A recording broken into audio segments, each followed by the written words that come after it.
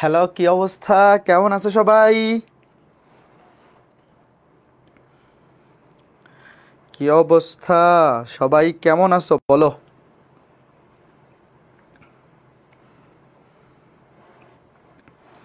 সবাই দ্রুত চলে আসো। ঈদের আগে আজকেই তোমাদের সাথে আমার লাস্ট ক্লাস। এরপরে তোমাদের রাকিব ভাইয়া আরও একটা ক্লাস নিবে আগামীকালকে ত্রিকোণমিতি অধ্যায়ের উপর। বাট সরল রেখা অধ্যায়ে ঈদের ছুটির আগে আমাদের আজকেই লাস্ট ক্লাস। আগামী সপ্তাহটা তোমাদের ঈদের ছুটি থাকবে, তারপর পরবর্তী সপ্তাহ থেকে আবার ক্লাস শুরু হবে। তার আগে বলো, বাড়ির কাজগুলা কে কে করছো? হাত তুলো। যারা যারা বাড়ির কাজগুলা কমপ্লিট করছো তোমাদের জন্য অ্যাপ্রিসিয়েশন তোমাদের জন্য। আর যারা করনি বাড়ির কাজগুলো কিন্তু নিয়মিত কমপ্লিট করে ফেলবা। বাড়ির কাজ যদি খালি জমাইতে থাকো, একটা অধ্যায় যখন পুরাপুরি জমাই ফেলবা বাড়ির কাজ, তখন দেখবা যে অনেক বেশি প্রেশার মনে হবে। কারণ এই অধ্যায়গুলো অনেক বড় বড় চ্যাপ্টার। আমরা যে অধ্যায়গুলো শুরুতে পড়াইতেছি, তুমি দেখবা যে সরল রেখা আছে 3.1 থেকে 3.7 পর্যন্ত, ত্রিকোণমিতিও আছে 7.1 থেকে 7.7। মানে এই অধ্যায়গুলোর বাড়ির কাজ তুমি যদি জমাই ফেলো একবার যে পরে করবো নে, তাইলে দেখবা একসাথে নিলে মনে হবে যে একটা পাহাড় সমান বাড়ির কাজ জমে গেছে। কাজে বাড়ির কাজ জমাই রাখবে না, ঠিক আছে? আর কোনো ম্যাথ করতে গিয়ে যদি প্রবলেম ফেস করো, তার জন্য তো 3টা সলিউশন। প্রথম কথা হচ্ছে বইয়ের সলিউশনের পিডিএফ দেওয়া আছে, অসীম কুমার শাহ স্যার এবং কেতাবুদ্দিন স্যারের বইয়ের, রাইট? আগে ওখান থেকে দেখবা যে সলিউশনটা দেখার পরে তুমি বুঝতে পারতেছো কিনা যে কি করলো। যদি বুঝতে পারো তাহলে নিজে নিজে তখন সলিউশনটা বন্ধ করে নিজে নিজে করে ফেলবা। যদি সলিউশন দেখেও বুঝতে না পারো তাহলে ডিসকাশন গ্রুপে পোস্ট দিতে পারো, অথবা প্রবলেম সলভিং ক্লাসে তোমরা সলভ পাবা। দীপিত শাহ ভাইয়া যে প্রবলেম সলভিং ক্লাসগুলো নিচ্ছে ওখানে অ্যাটেন্ড করবা, তোমার প্রবলেম সলভ হবেই। তোমার যদি আগ্রহ থাকে এই 3টা স্টেপের মধ্যে কোনো না কোনোভাবে তুমি প্রবলেম সলভ করতে পারবাই, যদি তোমার আগ্রহ থাকে। কাজেই লেগে থাকা লাগবে, এবং তোমার আগ্রহটা যদি থাকে তাহলে অবশ্যই তুমি এই হায়ার ম্যাথ কোর্স থেকেই তোমার একাডেমিক টু অ্যাডমিশন সকল লেভেলের প্রিপারেশন কমপ্লিট করতে পারবা। একটা অধ্যায় শেষ হওয়ার পরে দেখতে পারবা আমরা যে প্র্যাকটিস শিটগুলো দিব একদম পরিপূর্ণ প্র্যাকটিস শিট, এর বাইরে কিচ্ছু লাগবে না। হ্যাঁ, ঠিক আছে, ওকে। প্র্যাকটিস শিট এখনই দিয়ে দিব? অধ্যায় শেষ হোক, অধ্যায় শেষ হওয়ার পরে প্র্যাকটিস শিট দিব। ওকে, ঠিক আছে। হ্যাঁ, ওকে, চলো আমরা শুরু করি। আজকে আমাদের 8 নাম্বার লেকচার, এবং আজকে ক্লাসটা বোঝার জন্য অবশ্যই আগের ক্লাসগুলো করা থাকা লাগবে। তো আমি ধরেই নিচ্ছি যারা আজকে ক্লাসটা লাইভে করতে আসছো আগের ক্লাসগুলো তোমাদের করা আছে। ওকে, তো চলো আমরা শুরু করি। প্রশ্নটা তুলে ফেলো, খুবই ইম্পর্টেন্ট ম্যাথ। প্রশ্ন তোলার জন্য 40 সেকেন্ড। প্রশ্নটা তুলে ডান কমেন্ট করো, প্রশ্ন তুলে ডান কমেন্ট করো। আচ্ছা, একটু বড় প্রশ্ন, 50 সেকেন্ড দিলাম, তোলো। ওপিকিউ ত্রিভুজের শীর্ষত্রয়। ওপিকিউ একটা ত্রিভুজ, তার 3টা শীর্ষবিন্দু দেওয়া আছে, 0,0, একটা হচ্ছে a cos বিটা, একটা হচ্ছে -a sin বিটা, আর একটা শীর্ষবিন্দু হচ্ছে a sin alpha, a cos alpha. তোমাকে বলছে দেখাও যে আলফা এবং বিটা সমান হলে, যদি আলফা এবং বিটা সমান হয় তাহলে ত্রিভুজটির ক্ষেত্রফল বৃহত্তম হবে, এবং এই বৃহত্তম মানটি নির্ণয় করো। তোমাকে বলছে দেখাইতে হবে ত্রিভুজের ক্ষেত্রফল বৃহত্তম হবে কখন?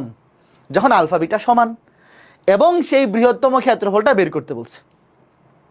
এখন এই ম্যাথটা করার জন্য আমাদের 2টা কনসেপ্ট জানা লাগবে।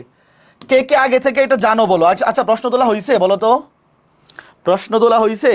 না হইলেও বাকি থাকলেও অসুবিধা নেই, আমি আবার প্রশ্ন দেখাচ্ছি। তার আগে বলো 2টা কনসেপ্ট কার কার জানা আছে? কনসেপ্ট বলতে কি, তোমরা কি জানো যে cos থিটা এর সর্বোচ্চ মান কত? cos থিটা কিংবা sin থিটা এর সর্বোচ্চ মান কত? বলো। cos থিটা এর সর্বোচ্চ মান কত? +1। আর সর্বনিম্ন মান কত? cos থিটা কিংবা sin থিটা দুটারই সেম, একটা সর্বোচ্চ আর একটা সর্বনিম্ন। আমি দুইটাই লিখে দিই। সর্বনিম্ন মান -1। এই দুটো জিনিস কি জানো? sin থিটা কিংবা cos থিটা দুইটারই সর্বোচ্চ মান +1, সর্বনিম্ন মান -1। কাজেই তোমাকে যদি জিজ্ঞেস করা হয় সামথিং ইনটু cos থিটা, মনে করো যে এরকম, ধরো 20 cos থিটা এর সর্বোচ্চ মান কত? বলো। 20 ইন্টু কস থিটা, সর্বোচ্চ মান কত? 20। কেন? কারণ কস থিটার সর্বোচ্চ মান হইতে পারে 1। তো কস থিটার মান যদি সর্বোচ্চ মান 1 হয়, তখনই তো এই 20 কস থিটা, মানে সামনে যেই ধ্রুবকটাই থাকুক না কেন, যেহেতু গুণ আকারে আছে, তো কস থিটার মান যখন +1 তখন এর মান সর্বোচ্চ হবে 20। 20 একে 20। আর আমি যদি জিজ্ঞেস করি 20 কস থিটা এর সর্বনিম্ন মান কত, কি হবে বলো? সর্বনিম্ন মান 20 ইন্টু -1 -20। ওকে ফাইন, এই এতটুকু আমরা জানি। আচ্ছা এইবার আমাকে বলো, গত ক্লাসগুলোতে আমি একটা সূত্র লিখে দিয়েছিলাম। একটা সূত্র বলতে দুইটা সূত্র এরকম ছিল, একটা ছিল cos a + b, একটা cos a - b। কার কার মনে আছে? cos a + b এর সূত্রও পড়ছিলাম, a - b এর সূত্রও পড়ছিলাম, লিখে দিছিলাম কিন্তু আগেই। cos a + b এর সূত্র হচ্ছে মাঝখানে minus, cos a cos b minus sin a sin b। cos এর সূত্রে প্লাস থাকলে হয় মাইনাস, আর মাইনাস থাকলে হয় প্লাস, সবই সেম, খালি মাইনাসের জায়গায় প্লাস। এই দুইটা সূত্র আমরা আগেই পড়ে ফেলছি, কিন্তু আগের ক্লাসগুলোতেই লিখে দিছি। দেখো cos a + b এর বেলায় cos a cos b minus sin a sin b, এখানে প্লাস হলে এখানে মাইনাস, আর এখানে মাইনাস হলে এখানে প্লাস। ঠিক আছে, এই জিনিসগুলো আমাদের এই ম্যাথটা করতে লাগবে, ত্রিকোণমিতির এতটুকু হেল্প আমাদের লাগবে। তো এখন চলো আমরা ম্যাথটা আবার করি, দেখি প্রশ্নটা। হ্যাঁ, তোমাকে বলছে এই একটা ত্রিভুজের 3টা শীর্ষবিন্দু দেওয়া, বলছে আলফা এবং বিটা সমান হলে দেখাইতে হবে ত্রিভুজের ক্ষেত্রফল বৃহত্তম হবে এবং বৃহত্তম মানটি নির্ণয় করো। ভাই ক্ষেত্রফল বৃহত্তম হবে নাকি সর্বনিম্ন হবে ওই আলাপ পরে, আগে আমরা ক্ষেত্রফলটা বাইর করি। বাইর করো।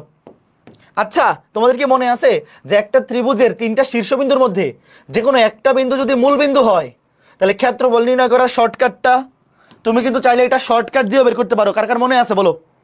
যেহেতু একটা বিন্দু মূল বিন্দু, তুমি নর্মালি লিখে তো করতেই পারো, 9 10-এ যেভাবে করছিলা 0 0 0 থেকে শুরু করলে 0 0 এইটা এইটা এইটা এটা আবার 0 0।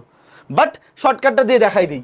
দেখো ত্রিভুজের ক্ষেত্রফল, ত্রিভুজ OPQ এর ক্ষেত্রফল, OPQ এর ক্ষেত্রফল নর্মাল ভাবে কিভাবে ক্ষেত্রফল বাইর করতে হয় ভাই গত ক্লাসে অনেক শিখছো, দুইভাবে শিখছো, 9 10-এ যেভাবে করতে হয় ওইভাবেও শিখছো, আবার নির্ণায়ক দিয়েও শিখছো।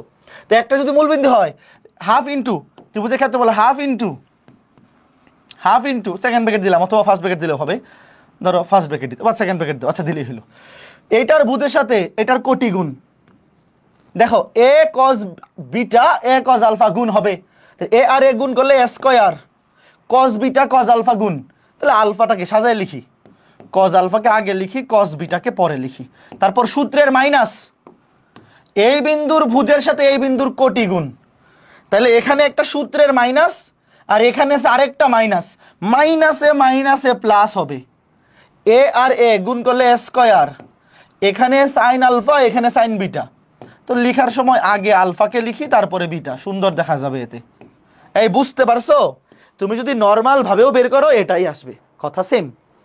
ওকে, এইবার a স্কয়ার কমন নিয়ে নি, দেখো হাফ ইন্টু, এই আগের ক্লাসগুলো করা না থাকলে কিন্তু বুঝতে পারবো না। একটা বিন্দু মূল বিন্দু হইলে ত্রিভুজের ক্ষেত্রফল নির্ণয় করা শর্টকাট, এই বিন্দুর ভুজের সাথে এই বিন্দুর কোটি গুণ, তারপর মাঝখানে মাইনাস দিয়ে এই বিন্দুর ভুজের সাথে এই বিন্দুর কোটি, তো একটা সূত্রের মাইনাস আর একটা এখানে মাইনাস, মাইনাসে মাইনাসে প্লাস হয়ে যাবে, এখানেও a স্কয়ার আছে এখানেও a স্কয়ার আছে, a স্কয়ার কমন নেই, a স্কয়ার কমন কি থাকতেছে cos alpha cos beta plus sin alpha sin beta. এটা কোন সূত্র পড়ছে বলো?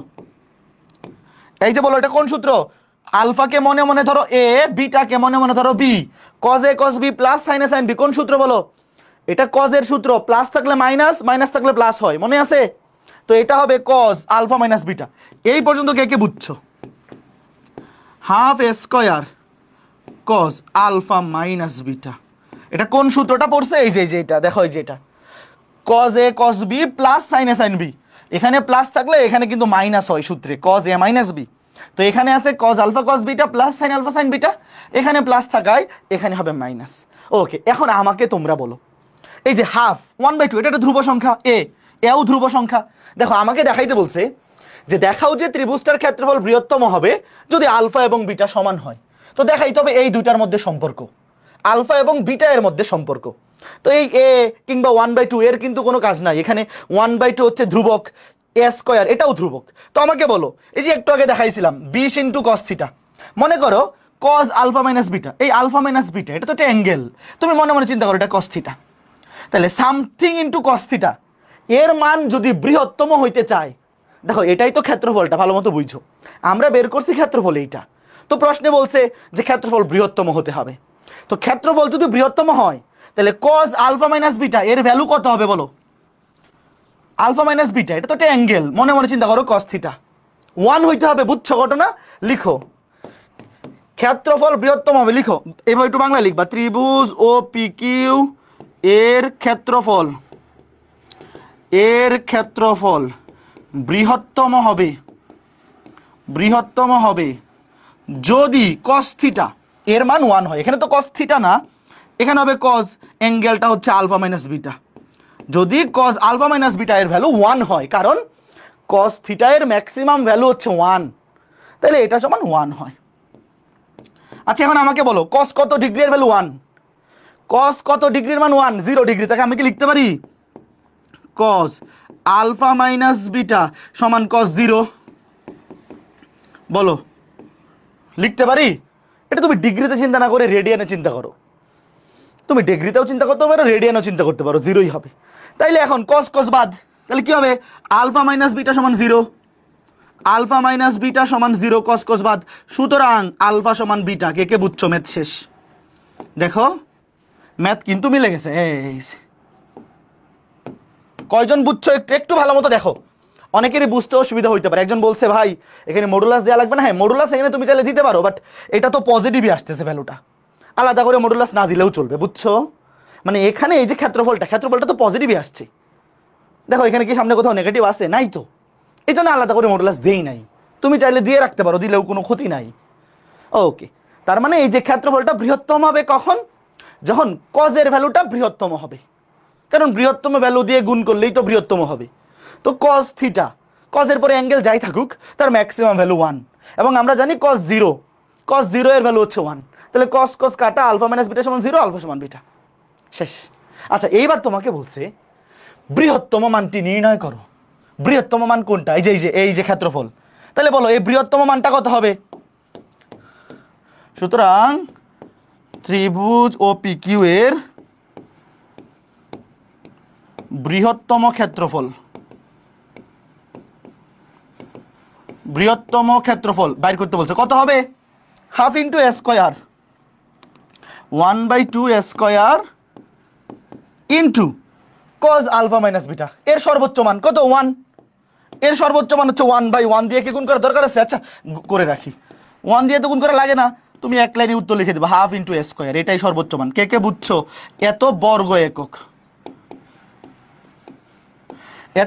তুমি এখানেও বর্গ একক লিখে দিতে পারো, নাহলে খারাপ দেখা যায়, এটা তো ক্ষেত্রফল একক লিখে দাও, তার মানে এই যে ক্ষেত্রফলটা এটা তখনই বৃহত্তম হবে যখন এই যে cos আলফা মাইনাস বিটা এর মান কত হবে 1 হবে, তাহলে 1 দিয়ে গুণ করলে তো 1/2 স্কোয়ারই থাকবে, কয়জন বুঝছো, খুবই ইম্পর্টেন্ট ম্যাথ, সৃজনশীলে আসার মতো ম্যাথ, একটু ভালো মতো দেখো, খুবই ইম্পর্টেন্ট, সৃজনশীলে আসার মতো ম্যাথ, এই ম্যাথটা ভালো মতো বুঝছো কিনা একটু দেখো ভালো মতো, খুবই ইজি, খালি এই জিনিসটা বুঝলেই হয় যে cos থিটার সর্বোচ্চ মান কত +1, কাজে সামথিং ইনটু cos থিটা, মনে করো যে কি বলে a ইনটু cos থিটা, এর সর্বোচ্চ মান কখন হবে, যখন cos থিটার ভ্যালু 1 হবে, সর্বোচ্চ যখন বলবে, আর সর্বনিম্ন বললে -1 হবে, শেষ, খুবই ইজি। ওকে ফাইন, এইবার চলো পরের ম্যাথে যাই, প্রশ্নটা দেখো, প্রশ্নটা দেখে একটু কঠিন মনে হইতে পারে, বাট খুবই ইজি ম্যাথ এটা আসলে এই মানে কি বলে 3 এর বি আর 3 এর সি মিক্স করা ম্যাথ, 3 এর বিতে আমরা পড়ছি অন্তর্বিভক্ত বহির্বিভক্ত, আর 3 এর সিতে পড়ছি ত্রিভুজের ক্ষেত্রফল, একদম মিক্স করা ম্যাথ, হ্যাঁ ঠিক আছে, দেখো প্রশ্নটা তোলো, এবিসি ত্রিভুজের এ বিন্দু বি বিন্দু সি বিন্দু, তিনটা বিন্দুর স্থানাঙ্ক দেওয়া আছে, এবং ডিইএফ বিন্দু তিনটি ত্রিভুজের বাহুগুলোর উপর এমন ভাবে অবস্থিত যেন এই যে সবগুলো অনুপাতের মান 2 হয়, দেখো বিডি অনুপাত ডিসি এটার মানও 2, সিই অনুপাত ইএ এটার মানও 2, এএফ অনুপাত এফবি এটার মানও 2, এবিসি এবং ডিইএফ ত্রিভুজ দুটির ক্ষেত্রফল নির্ণয় করো, তোমাকে বলছে এবিসি ত্রিভুজের ক্ষেত্রফল নির্ণয় করতে হবে, ডিইএফ ত্রিভুজের ক্ষেত্রফল নির্ণয় করতে হবে, এবং দেখাও যে এদের অনুপাত মানে এদের ক্ষেত্রফলের অনুপাত 3:1। দেখাইতে হবে এই দুইটা ত্রিভুজের ক্ষেত্রফলের অনুপাত 3:1। প্রশ্নটা তুলে ডান কমেন্ট করো, সবাই প্রশ্নটা তুলে ফেলো, প্রশ্নটা তুলে ডান কমেন্ট করো।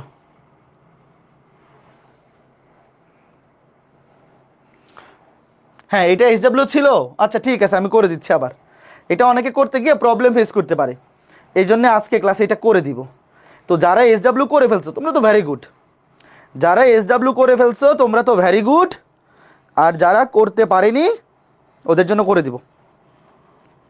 হ্যাঁ ঠিক আছে, ওকে। দেখো কি বলছে, আমি তোমাকে চিত্রটা এঁকে বোঝাই। ধরো ABC একটা ত্রিভুজ, তোমাকে এই ত্রিভুজের 3টা শীর্ষবিন্দু দেওয়া আছে। ধরো A হচ্ছে 4,-3, B হচ্ছে 13,0, আর C হচ্ছে -2,9। আচ্ছা, সবার আগে আমাকে বলো তাইলে, যেহেতু ABC ত্রিভুজের 3টা শীর্ষবিন্দুর স্থানাঙ্ক দেওয়া আছে, ABC ত্রিভুজের ক্ষেত্রফল কত? এগুলো বাইর করে দেখাবো না, বলো দ্রুত, বলো তোমরা, দ্রুত কমেন্ট করো। একটা ত্রিভুজের 3টা শীর্ষবিন্দুর স্থানাঙ্ক দেওয়া আছে, তোমাকে বলছে ABC ত্রিভুজের ক্ষেত্রফল বাইর করতে। বের করে বলো, আমি উপরে লিখে রাখতেছি যে ত্রিভুজ ABC এর ক্ষেত্রফল কত। ত্রিভুজ ABC এটা ক্ষেত্রফল বাইর করো 63। হ্যাঁ ভেরি গুড সাজিদ, আফিয়া, ওকে। বাকিরা পারছো? 63 বর্গ একক, তার মানে একটা শেষ। এরপরে বলছে ত্রিভুজ DEF এর ক্ষেত্রফল, তাহলে আমার D বিন্দুর স্থানাঙ্ক লাগবে, E বিন্দুর স্থানাঙ্ক লাগবে, F বিন্দুর স্থানাঙ্ক লাগবে।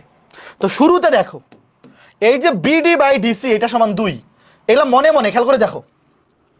প্রথম অনুপাতটা নাও, BD/DC সমান 2। এই যে দেখো আমি লিখলাম BD এবং DC এর অনুপাত কত? 2। আচ্ছা আমাকে বলো, 2 এর নিচে কেউ নাই মানে কত আছে? যার নিচে কেউ নাই তার নিচে মনে মনে 1 আছে। তাহলে আমি কি বলতে পারি, সুতরাং BD অনুপাত DC সমান 2:1। তার মানে আমি কি বলতে পারি, এই যে D বিন্দু দেখো, এখান থেকে আমি কি বলতে পারি, D বিন্দু BC রেখাকে 2:1 এই অনুপাতে অন্তর্বিভক্ত করে। একটু দেখো BD, D হবে এরকম একটা বিন্দু, এই দেখো BC, এই যে BC এর মধ্যে D হচ্ছে এমন একটা বিন্দু যেটা B থেকে 2 একক দূরে আর C থেকে 1 একক দূরে। ধরো এই যে এখানে, ভালো মতো বোঝো, এই দেখো BD, এই যে BD, B থেকে D এতটুকু 2, আবার D থেকে C বা C থেকে D এটা 1। তাহলে আমি কি বলতে পারি, আমাকে বলো, যে D বিন্দুটি BC রেখাকে 2:1 এই অনুপাতে অন্তর্বিভক্ত করে। আমার সাথে কে কে একমত বলো? D বিন্দুটি BC রেখাকে 2:1 এই অনুপাতে অন্তর্বিভক্ত করে।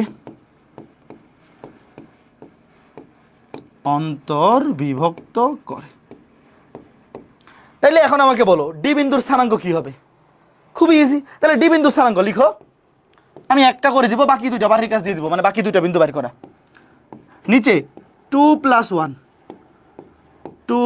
1, দেখো M1 X2, এই 2 এর সাথে গুণ হবে -2, 2 এর সাথে -2 গুণ হলে -4, প্লাস এই 1 এর সাথে গুণ হবে 13, M2, দেখো M1 X2 M2 X1 13,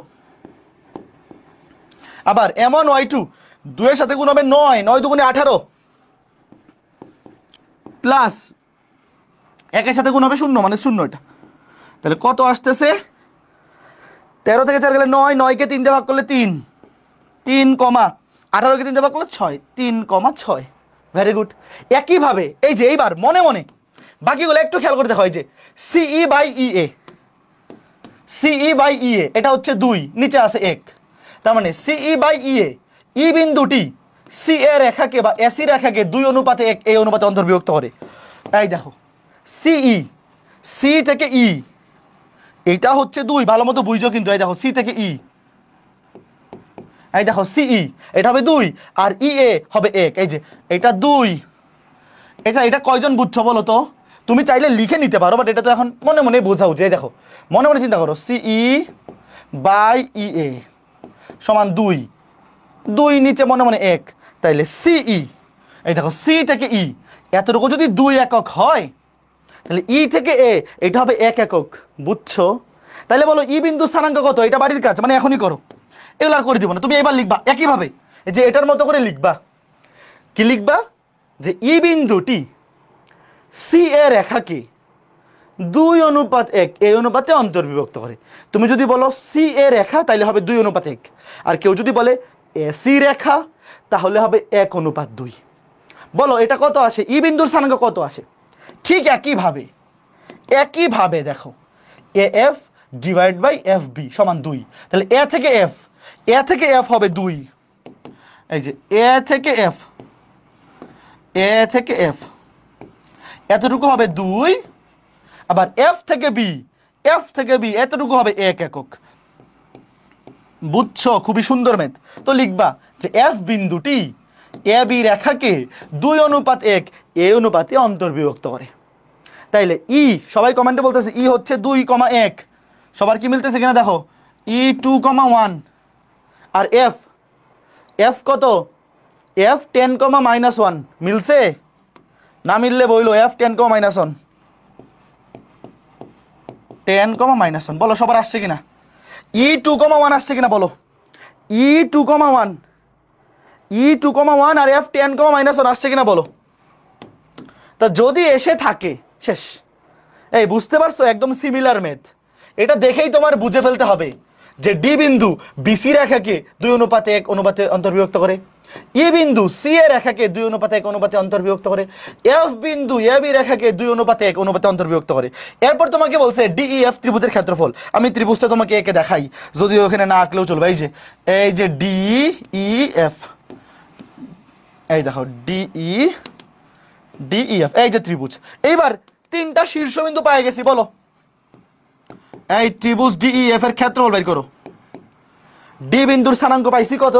D বিন্দুর স্থানাঙ্ক পাইছি 3,6, ডি বিন্দুর স্থানাঙ্ক পাইছি 3,6, ই বিন্দুর স্থানাঙ্ক 2,1, এফ বিন্দুর স্থানাঙ্ক 10,-1। 3টা বিন্দুর স্থানাঙ্ক পেয়ে গেছি। তাইলে ক্ষেত্রফল বের করা একদম ইজি। তুমি বাইর করে দেখো, আসবে 21 বর্গ একক। এইবার তোমাকে বলছে এবিসি এবং ডিইএফ ত্রিভুজ দুটির ক্ষেত্রফল নির্ণয় করো। আমরা নির্ণয় করলাম এবং দেখাও যে এদের অনুপাত 3:1। সুতরাং অনুপাত বাইর করো।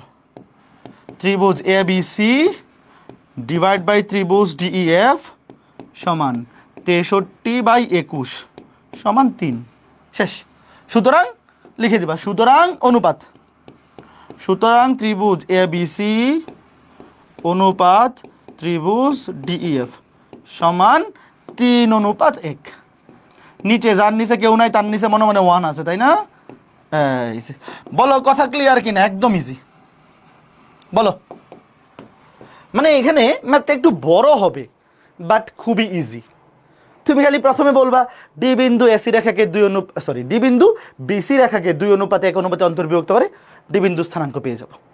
তারপর ই বিন্দু সি এ রেখাকে 2:1 অনুপাতে অন্তর্বিভক্ত করে, ই বিন্দু স্থানাঙ্ক পেয়ে যাব। এফ বিন্দু এ বি রেখাকে 2:1 অনুপাতে অন্তর্বিভক্ত করে, এফ বিন্দু স্থানাঙ্ক পেয়ে যাব।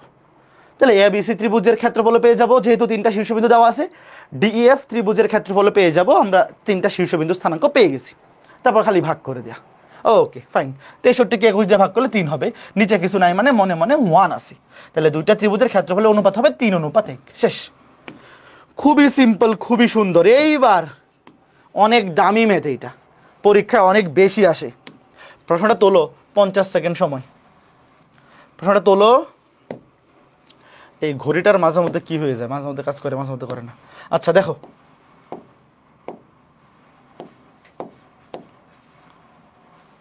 তোমরা প্রশ্নটা তোলো, প্রশ্নটা তোলো। খুবই ইম্পর্টেন্ট প্রশ্ন। দুটি অক্ষরেখা পরস্পর লম্বভাবে ও বিন্দুতে ছেদ করে, এটা তো আমরা জানি।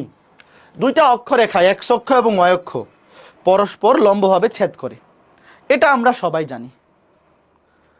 এরপরে বলছে এ এবং বি এর ধনাত্মক স্থানাঙ্ক। ধনাত্মক স্থানাঙ্ক মানে দুইটাই প্রথম চতুর্ভাগে। ধনাত্মক স্থানাঙ্ক মানে ধরো ভুজও পজিটিভ কোটিও পজিটিভ, কোন চতুর্ভাগে? আচ্ছা আগে প্রশ্ন তোলো, পরে বোঝাই। x1 y1 x2 y2, মূল নিয়মে প্রমাণ করো যে, মূল নিয়মে প্রমাণ করতে হবে ত্রিভুজ এবিসি এর ও এ বি এর ক্ষেত্রফল এটা half into modulus of x1 y2 minus x2 y1। Modulus কেন দিছে? কারণ ক্ষেত্রফল নেগেটিভ হইতে পারে না।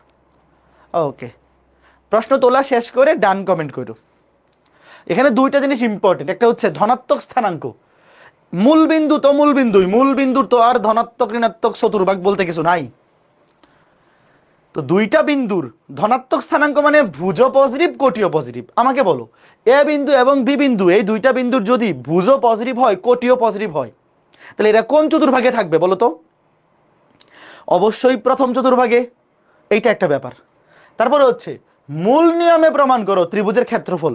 শোনো, আমরা যে ত্রিভুজের ক্ষেত্রফল স্থানাঙ্ক থেকে বের করে ফেলি, এটা কিন্তু মূল নিয়ম না। ধরো একটা ত্রিভুজের তিনটা শীর্ষবিন্দু স্থানাঙ্ক দেওয়া আছে, তুমি half into x1 y1 x2 y2 এইভাবে 9 10 যেভাবে করতা বা নির্ণায়কের সূত্র দিয়ে করে ফেললা, ওইটা কিন্তু মূল নিয়ম না, ওটা হচ্ছে স্থানাঙ্ক থেকে ক্ষেত্রফল। বাট মূল নিয়ম মানে হচ্ছে ধরো একটা ত্রিভুজের ক্ষেত্রফল হাফ ইন্টু ভূমি ইন্টু উচ্চতা, মনে আছে? মূল নিয়মে মানে ত্রিভুজের ক্ষেত্রফল বের করতে হবে ধরো হাফ ইন্টু ভূমি ইন্টু উচ্চতা, এটা হচ্ছে মূল নিয়ম। বা ধরো আয়তক্ষেত্রের ক্ষেত্রফল কি, চতুর্ভুজের বা ধরো আয়তক্ষেত্রের ক্ষেত্রফল দৈর্ঘ্য গুণ প্রস্থ, বর্গক্ষেত্রের বেলায় বাহু স্কয়ার, এইগুলা হচ্ছে মূল নিয়ম। আচ্ছা আরেকটা জিনিস লাগবে, একটু আগে বলে রাখি, তোমরা কি ট্রাপিজিয়ামের ক্ষেত্রফলের সূত্র জানো? এটা এখানে লাগবে, এটা 9 10 পড়ে আসার কথা। মূল নিয়মে ত্রিভুজের ক্ষেত্রফল হচ্ছে হাফ ইন্টু ভূমি ইন্টু উচ্চতা, হাফ ইন্টু ভূমি ইন্টু উচ্চতা, ওয়েট, হাফ ইন্টু ভূমি ইন্টু উচ্চতা। কিন্তু ট্রাপিজিয়ামের ক্ষেত্রফলের সূত্র কি? ধরো এ বি সি ডি, আর এই ট্রাপিজিয়ামের উচ্চতা, উচ্চতা বলতে হচ্ছে সমান্তরাল বাহুদ্বয়ের মধ্যবর্তী দূরত্ব। ধরো এটা ধরলাম এইচ, এতটুকু ধরলাম এইচ। ট্রাপিজিয়ামের ক্ষেত্রফলের সূত্র হচ্ছে হাফ ইন্টু সমান্তরাল বাহুদ্বয়ের যোগফল। এখানে দুইটা বাহু, শোনো ট্রাপিজিয়াম মানে হচ্ছে দুইটা বাহু সমান্তরাল আর বাকি দুইটা বাহু অসমান্তরাল। এই দেখো এখানে বিসি এবং এডি এরা সমান্তরাল, হাফ ইন্টু সমান্তরাল বাহুদ্বয়ের যোগফল। সমান্তরাল বাহু দুটো হচ্ছে বিসি এবং এডি ইন্টু সমান্তরাল বাহুদ্বয়ের মধ্যবর্তী দূরত্ব। এই দেখো সমান্তরাল বাহুদ্বয়ের মধ্যবর্তী দূরত্ব কত? এইচ। এটা কে কে জানো বলো? যারা জানো না লিখে রাখো, 9 10 পড়ছো কিন্তু। ট্রাপিজিয়ামের ক্ষেত্রফলের সূত্রটা 9 10 তোমরা পড়ছো, এখানে কাজে লাগবে। খালি আমার কথা শুনে রাখো, ট্রাপিজিয়ামে দুইটা বিপরীত বাহু সমান্তরাল, বাকি দুইটা অসমান্তরাল। তো ক্ষেত্রফলের সূত্র হচ্ছে হাফ ইন্টু সমান্তরাল বাহু দুইটার যোগফল, সমান্তরাল বাহু একটা বিসি একটা এডি, এই দুইটার যোগফল ইন্টু এই সমান্তরাল বাহু দুইটার মধ্যবর্তী দূরত্ব ইন্টু মধ্যবর্তী, এই দেখো দুইটা বাহুর মধ্যবর্তী দূরত্ব, দূরত্ব মানে লম্ব দূরত্ব, একদম লম্ব দূরত্ব হবে। ঠিক আছে, ওকে। এইবার চলো ম্যাথটাতে আমরা ঢুকি। শুরুতে আগে ভালো মতো বুঝো চিত্রটা আমরা ভালো মতো আগে আঁকাবো। ওয়েট, ধরো এক্স অক্ষ ওয়াই অক্ষ। শুরুতেই বলে দিছে যে এক্স অক্ষ এবং ওয়াই অক্ষ দুইটা অক্ষরেখা ও বিন্দুতে ছেদ করে। ধরো ও, এটা তো মূল বিন্দু 0,0। তারপরে একটা বিন্দু এ একটা বি, দুইটাই প্রথম চতুর্ভাগে যেহেতু ধনাত্মক স্থানাঙ্ক, x1 y1 x2 y2। ধরো এইটা এ, ইচ্ছা মতো ধরো যে কোনো জায়গায় x1 y1, ধরো আরেকটা ধরো যে এই যে এখানে, এক জায়গায় ধরলে হলো, ধরো এখানে ধরো। আচ্ছা একটু চিত্রটা সুন্দর করার জন্য আমি একটু বাঁকা করে নিই, সুন্দর হবে। তাহলে বি x2 y2। এইবার বলছে মূল নিয়মে প্রমাণ করো যে ত্রিভুজ ও এ বি এর ক্ষেত্রফল। তাহলে আগে ত্রিভুজটা আঁকি। এই দেখো ত্রিভুজটা আগে আমরা আঁকাবো, এই যে ত্রিভুজ ও এ বি। এই যে এই ত্রিভুজের ক্ষেত্রফল বের করতে বলছে, বলো। এই দেখো তোমাকে এই ত্রিভুজের ক্ষেত্রফল বের করতে বলছে। তোমরা কি আগে ঘটনা বুঝছো কি চাইছে? এই যে ও বিন্দু, এই যে এ বিন্দু, এই যে বি বিন্দু, এই ত্রিভুজটার ক্ষেত্রফল তোমাকে বের করতে বলছে। তুমি যদি মূল নিয়মে মানে কি বলে ওই যে স্থানাঙ্কের মাধ্যমে বের করে ফেলো, স্থানাঙ্কের মাধ্যমে, দেখো স্থানাঙ্কের মাধ্যমে বের করলে একটা বিন্দু মূল বিন্দু, তাহলে কি হবে? হাফ ইন্টু এটার ভুজের সাথে এটার কোটি গুণ মাইনাস এটার ভুজের সাথে এটা কোটি গুণ, ডিরেক্ট চলে আসবে।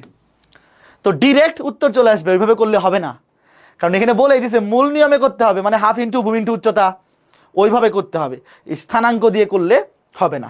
তো এইবার আমরা একটা কাজ করব, সেটা হচ্ছে আগে দেখো কি করি। এ বিন্দু থেকে এক অক্ষের উপর লম্ব আঁকাবো, এ বিন্দু থেকে এক অক্ষের উপর লম্ব আঁকাবো, বি বিন্দু থেকেও এক অক্ষের উপর লম্ব আঁকাবো। এখন তোমার মনে প্রশ্ন আসতে পারে, ভাই লম্ব কেন আঁকাইলেন? লম্ব আঁকাইলে সুবিধা হচ্ছে, আমি যদি এ বিন্দু থেকে এক অক্ষের উপর লম্ব আঁকাই, তাহলে এটা একটা সমকোণী ত্রিভুজ হবে। তোমরা কি আমার সাথে একমত? অবশ্যই একমত। এটা হবে একটা সমকোণী ত্রিভুজ, আবার এটাও হবে আর একটা সমকোণী ত্রিভুজ। তোমরা কি একমত? অবশ্যই একমত।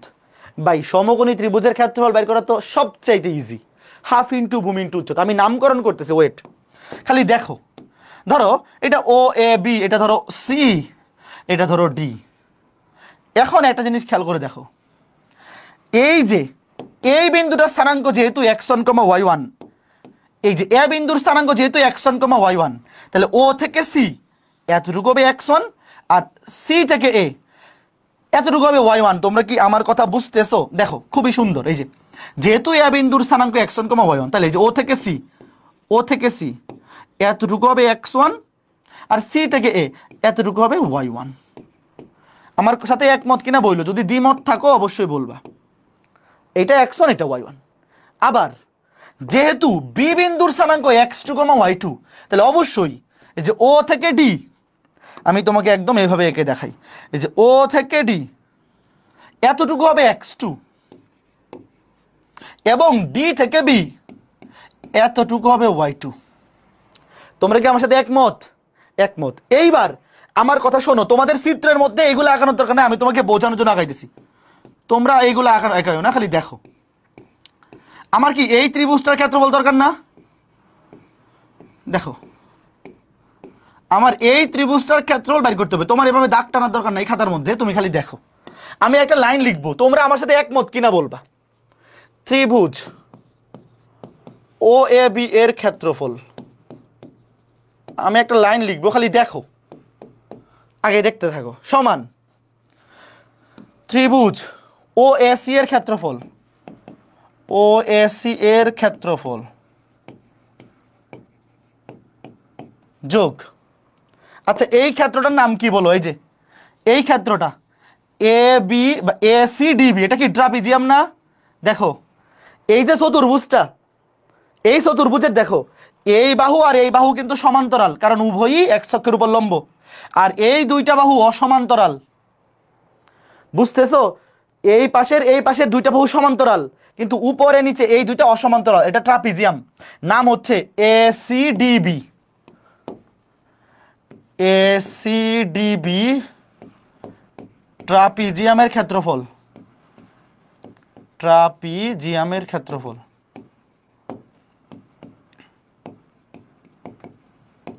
মাইনাস ত্রিভুজ ও বিডি এর ক্ষেত্রফল। আচ্ছা এটা কে কে বুঝছো একটু বলো তো দেখি। যারা বুঝো নাই কোনো সমস্যা নেই, আমি দেখাইতেছি। নিজে নিজে একটু চিন্তা করো, এটা লেখা যায় কিনা। নিজে নিজে একটু চিন্তা করো, লেখা যায় কিনা। দেখো আমি কি লিখছি। আমার দরকার হচ্ছে এই ক্ষেত্রফলটা, কিন্তু এটা তো সমকোণী ত্রিভুজ না। আমার যেই ত্রিভুজের ক্ষেত্রফলটা দরকার, এটা কি সমকোণী ত্রিভুজ বলো তো? আমার যেই ত্রিভুজের ক্ষেত্রফল দরকার, এটা তো সমকোণী ত্রিভুজ না, তাই না? এই জন্য আমি কি করছি দেখো, এই ত্রিভুজের ক্ষেত্রফলটাকে লিখছি প্রথমে, ত্রিভুজ ও এ সি এর ক্ষেত্রফল, এই যে একটুক এইটার সাথে যোগ এই ট্রাপিজিয়ামের ক্ষেত্রফল, এই যে টোটাল ক্ষেত্রফলটা, এই ত্রিভুজের সাথে ট্রাপিজিয়াম যোগ করলে এই পুরা ক্ষেত্রফলটা হয়ে গেছে। সেখান থেকে বিয়োগ করে দিব ত্রিভুজ ও বিডি। এই পুরা ক্ষেত্রফল থেকে এই যে ও বিডি, এই ত্রিভুজের ক্ষেত্রফলটা যদি মাইনাস করে দেই, এটা যদি মাইনাস করে দেই, তাইলে আমি আমার নির্ণেয় ক্ষেত্রফল পাবো না। কে কে একমত? একটু ঠান্ডা মাথায় চিন্তা করো। আমার যেই ক্ষেত্রফলটা দরকার, সেই ক্ষেত্রফলটাকে আমি লিখতে পারি যে এই ত্রিভুজের ক্ষেত্রফল যোগ এই ট্রাপিজিয়ামের ক্ষেত্রফল, মানে পুরাটা চলে আসছে। সেখান থেকে এই যে নিজের এই ত্রিভুজটা বিয়োগ। এইবার দেখো কত সুন্দর করে মিলে যায়। এইবার আমাকে বলো, ত্রিভুজ ও এসি এটা সমকোণী ত্রিভুজ, তোমরা কি আমার সাথে একমত? ত্রিভুজ ও এসি এটা সমকোণী ত্রিভুজ। সমকোণী ত্রিভুজের ক্ষেত্রফল নির্ণয়ের সূত্র হচ্ছে হাফ ইন্টু ভূমি ইন্টু উচ্চতা। দেখো ভূমি হচ্ছে x1, আর উচ্চতা হচ্ছে y1। এই যে এই ত্রিভুজের ভূমি x1, উচ্চতা y1, তাহলে half into x1 into y1 plus এই যে ট্রাপিজিয়ামের ক্ষেত্রফল, দেখো ভালো মতো বুঝছো, ট্রাপিজিয়ামের ক্ষেত্রফল কি?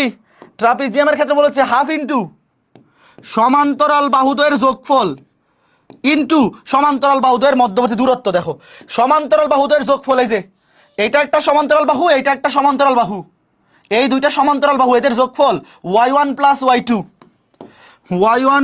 y2 এবং এদের দূরত্বের গুণফল।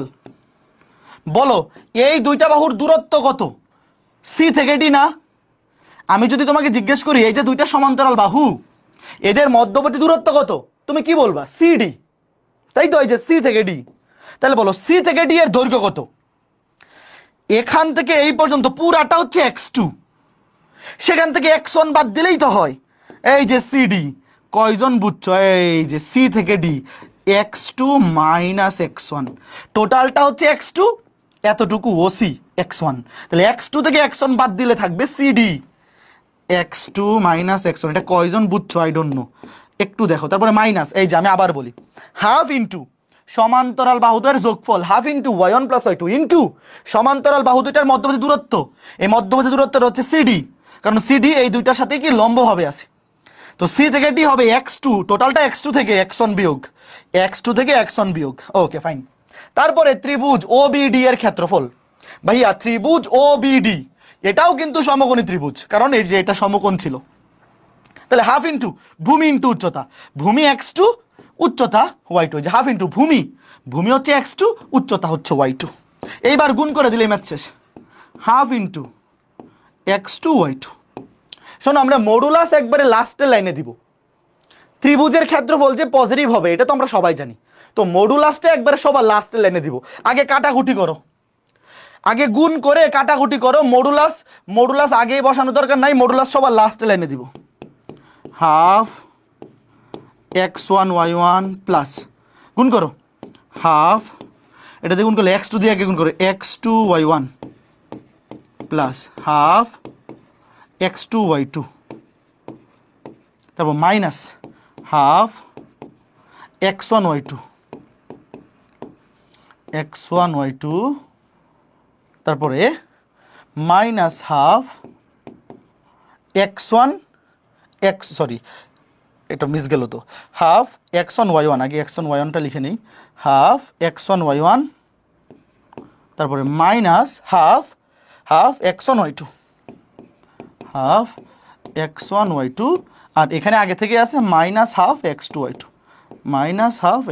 y2। এবার কাটাকুটি করো, দেখো কি থাকে। এই যে এখানে মাইনাস হাফ x1 y1, এখানে প্লাস হাফ x1 y1, কাটা। এখানে minus half x1 y2, minus half x1 y2 আছে, x1 y2 এখানে নাই, তাহলে এটা থাকবে। তারপরে হাফ x2 y2, এটা মাইনাস এটা প্লাস, এই যে এটা মাইনাস এটা প্লাস, কাটা। থাকতেছে কোন দুইটা? তাহলে এইটা আর এইটা, ওয়েট, এই যে দেখো এটা থাকতেছে আর এটা থাকতেছে, এখান থেকে হাফ কমন নিয়ে নাও, এখানেও হাফ আছে, এখানেও হাফ আছে, তাইলে মডুলাস পরে লাইনে দিলেও হবে। আগে ফার্স্ট ব্র্যাকেট দিই, x2 y1 minus x1 y2, দেখো মিলে গেছে না?